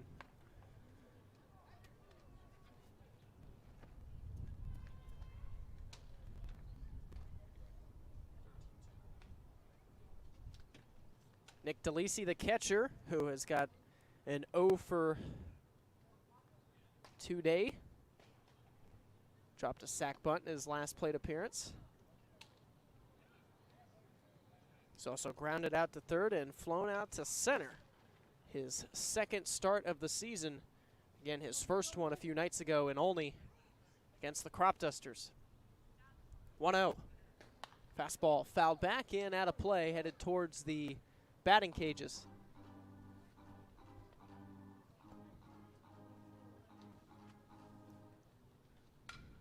One ball and one strike.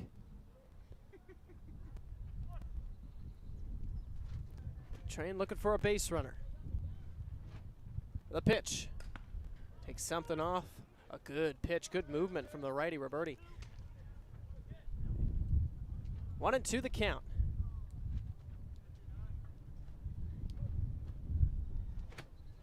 The righty kicks, deals, and drops it in the dirt. Going off speed again. 2 balls and 2 strikes. Officially reached the 2-hour mark of this game. 2-2. DeLisi takes it like a breaking ball that just missed. 3 balls and 2 strikes.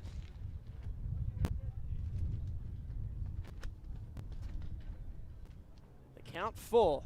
DeLisi looking to work a walk. 3-2. Swings, drives this one out toward left field. This one back, way back, and it's off the bottom of the wall. DeLisi just missed a home run. He will get into second base with a slide, though no one covering the bag. And DeLisi works a heck of an at-bat, getting the count full and driving a double off the wall. Yeah, hit it at the base of the wall, came close to hitting his first home run of the summer, but just a little short. Now runner in scoring position. Big Train trying to gain that 12-run advantage. Back to the top of the order, Dixon Williams, who has reached base twice, once with a base hit, once with a fielder's choice, has also came around to score twice and stole a base tonight. Birdie starts with a fastball high and outside.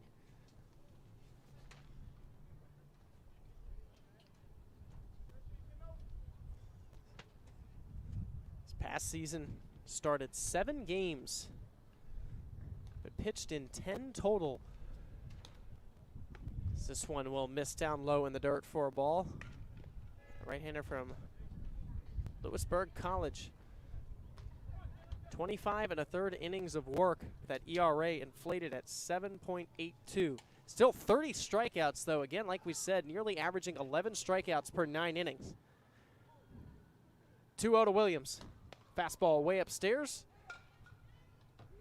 And Williams has got himself in a 3-0 count.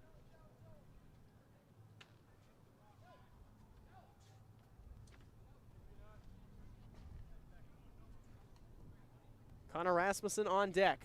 First base open. You'd like to get Rasmussen and Hurd, who follows, up to the plate. He swings 3-0, drives this one out toward right field. That's down. It's going to one-hop the wall. It go over the wall. A ground rule double. DeLisi will score. And it's a 14-2 game. Well, when you're up big, Not too many times you get opportunities to swing 3-0. He takes advantage of it, drives this one nearly out of here, one hops the wall. Really nice swing of the bat right there. And now Connor Rasmussen with Williams dancing off second, now goes to third. Here's the throw, he is safe. That ball bouncing high, and a great slide as well, getting that right hand, hooking it around the back to make sure if there was a tag that he wasn't going to get tagged, moving that left hand away and letting the right hand get in. So a stolen base for Williams.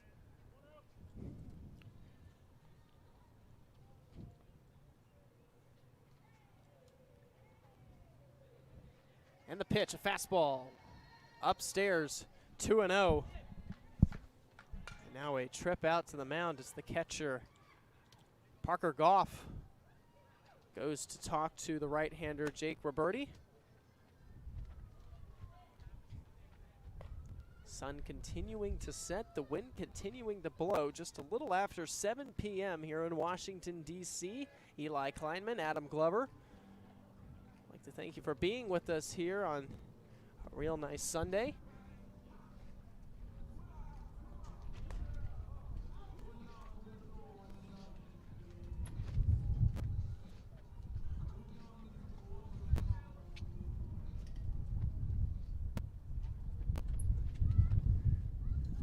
Visit is done. Again, 2 balls and no strikes on Rasmussen, who has been one of the best hitters today. A couple of hits, a walk. But he's been huge because he's been on base for guys like Jeffrey Hurd to pick him up. And a big swing and a miss on a fastball that wasn't located in the zone, a little high and outside.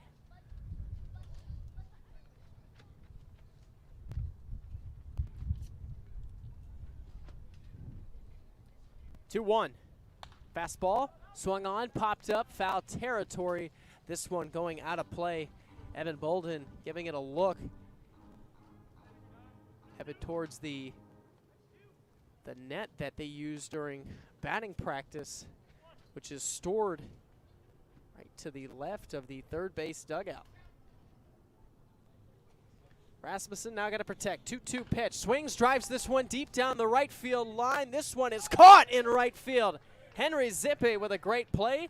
Runner's going to tag and score. And what looked to be extra bases is instead a sacrifice fly as Rasmussen gave it a ride, but another run in. Wow, that was an incredible catch out in right field. Climbs the ladder to bring that one in. Too many times that ball has gone over his head. Henry Zippe making the grab. And now here's Jeffrey Hurd. Looking for a 5-hit night. And he gets a breaking ball to start his at-bat. And a 15-2 lead now for the Big Train.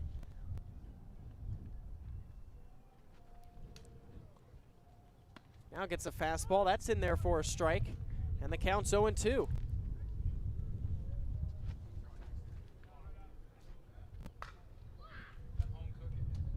Hurd behind 0-2. Roberti looking to get the final out of the inning. Here's the pitch. Fastball popped out of play. Just a little behind it. Oh, that hit the police car or the police truck out there? Yeah, it did. Yeah. Nice little dent that's going to have. So one off the trailer and now one off the truck. Have to have matching dents. It's a style. Absolutely. You park near a baseball field. 0-2 to Hurd. Fastball, little low. It's over the middle of the plate, but below the knees. It's a real good take by Hurd. Absolutely.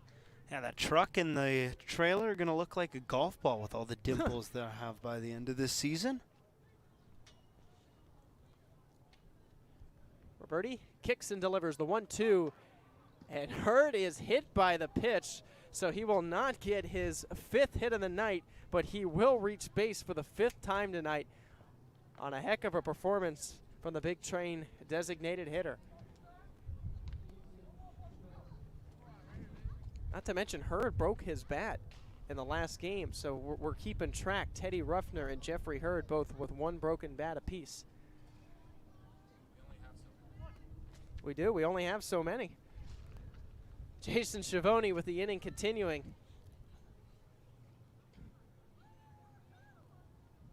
First pitch to him, a fastball up and in. The unfortunate part for Ruffner is he broke his own bat. Is that right? Oh, I remember talking to him post-game about that. Luckily, he has multiple. But it was his UNC Wilmington colored bat. Snap throw to first, Hurd back in time. His was broken in Lorton when we were down playing the Braves. And then Hurd's was last night, or was that against the Aces that he did that? I can't remember. Schiavone fouls this one back. Well, Ruffner, when he broke his bat, I mean, that thing didn't just break, it splintered in half. Right. Half the bat went down the third base side. The ball went to second. The bat went further than the ball because of how much it slowed down with the broken bat.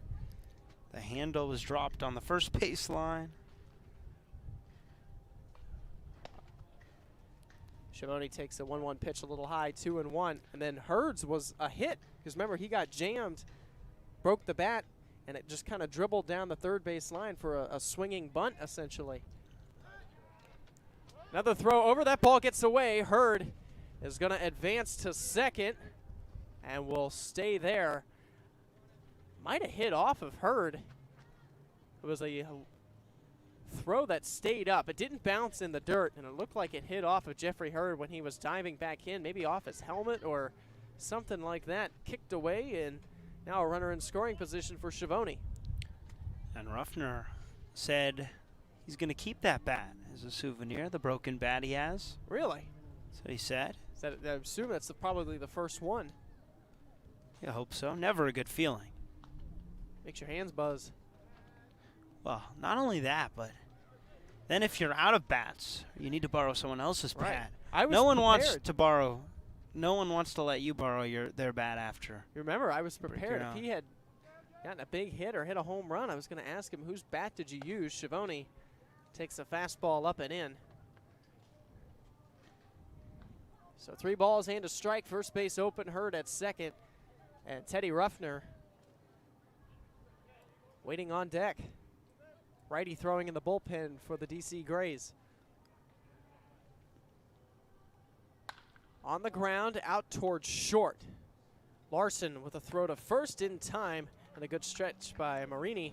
And the inning is over. But another big inning for the Big Train. They extend their lead to 13. It's 7th inning stretch time from Washington, D.C. It's 15-2.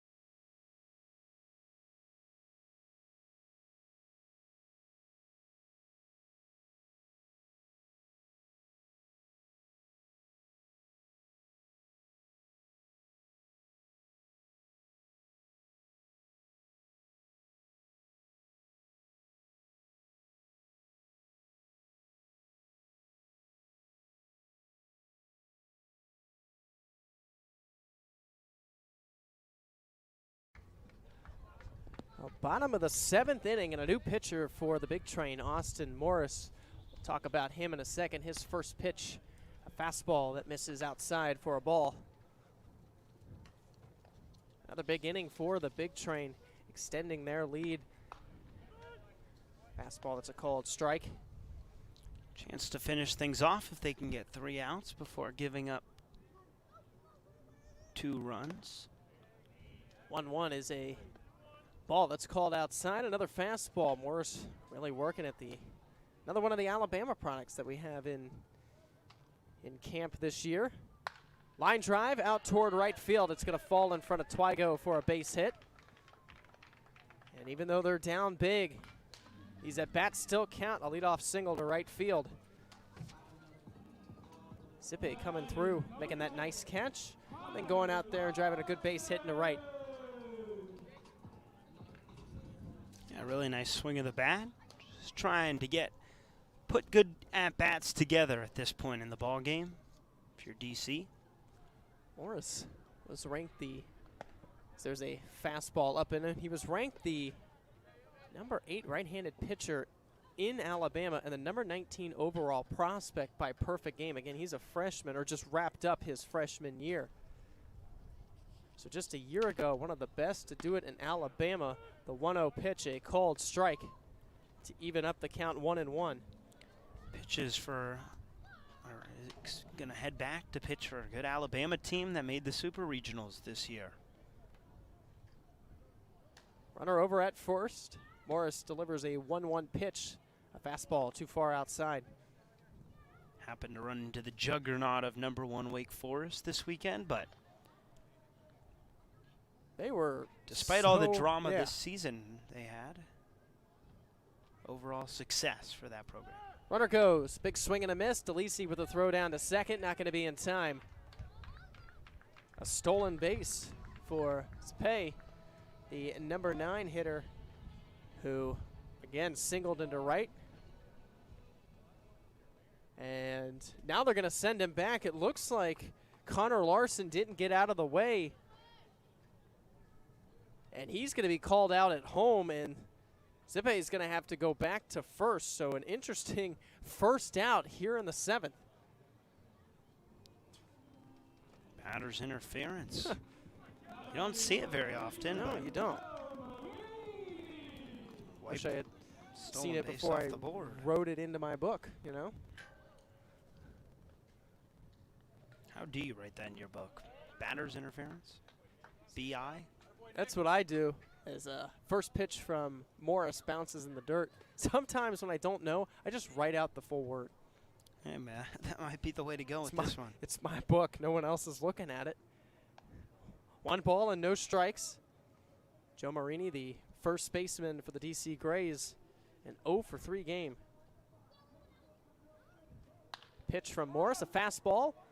Hit out toward left field. Teddy Ruffner coming in, making the grab for out number 2.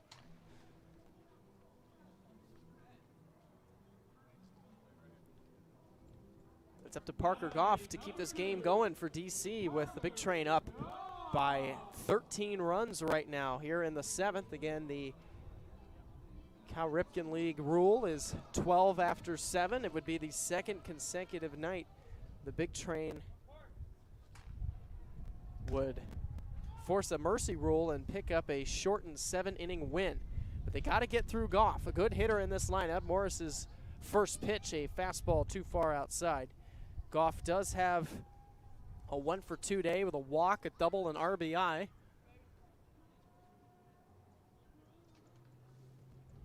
One ball, no strikes. Zippe still over at first. This one is fouled back and out of play.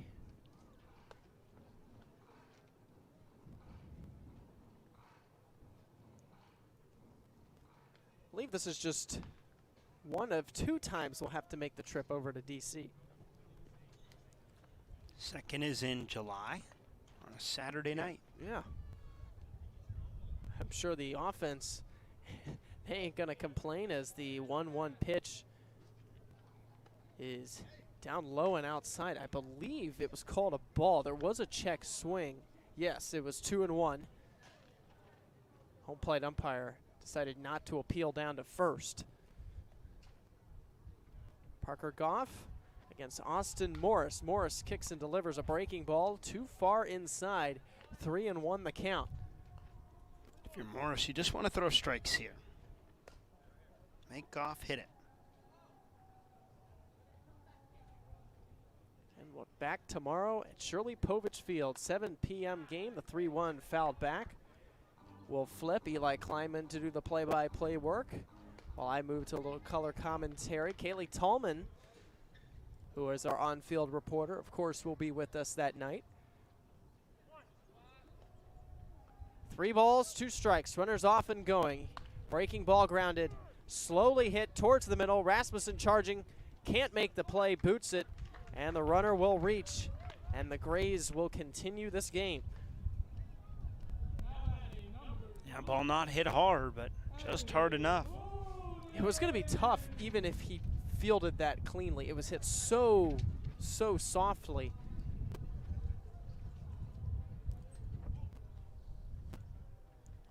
So runners at first and second, 2 outs. Evan Bolden now takes the first pitch down low for a ball. 1 ball and no strikes. Spade eventually does get to second. Again, he was stealing and made it as that one's fouled back, but ended up having to return with Connor Larson being called out for batter's interference. We've seen quite a few interference calls, though, this year so far. We've seen catcher's interference. We've seen batter's interference. I don't think we've seen an obstruction call yet, though. 1-1 pitch is a fastball swung on and missed. We're definitely missing one, though, because I thought we had another interference. We had runner's interference. Runner's interference, so that's what it was. Turned into a double play. 1 ball, 2 strikes, 2 outs, 2 on. Morris looking to wrap it up. His fastball too far outside. Count 2-2.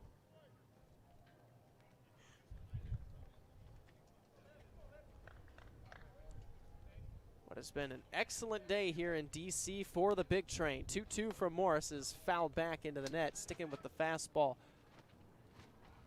Offense had a 3-run first, a 5-run third, a 5-run sixth, and a 2-run seventh. And they're looking to wrap it up here in 7 with the run rule. To mention the pitching, allowing just a run in the third and a run in the fourth. The pitch from Morris in the dirt. Looked like I don't know if he slipped off the mound, but he landed awkwardly. And that ball was nowhere close. Runners will be off and going. Here's the payoff pitch. 3-2, hit in the air, out toward left field. Teddy Ruffner settling under it. He makes the catch. And the Bethesda Big Train wrap it up here in D.C. Final score, 15-2, as the offense and the team in general is back on track. Eli, the offense tonight outstanding, but it wasn't the typical way of drawing walks and hit by pitches. It was the line drive singles and the extra base hits tonight that really led the team.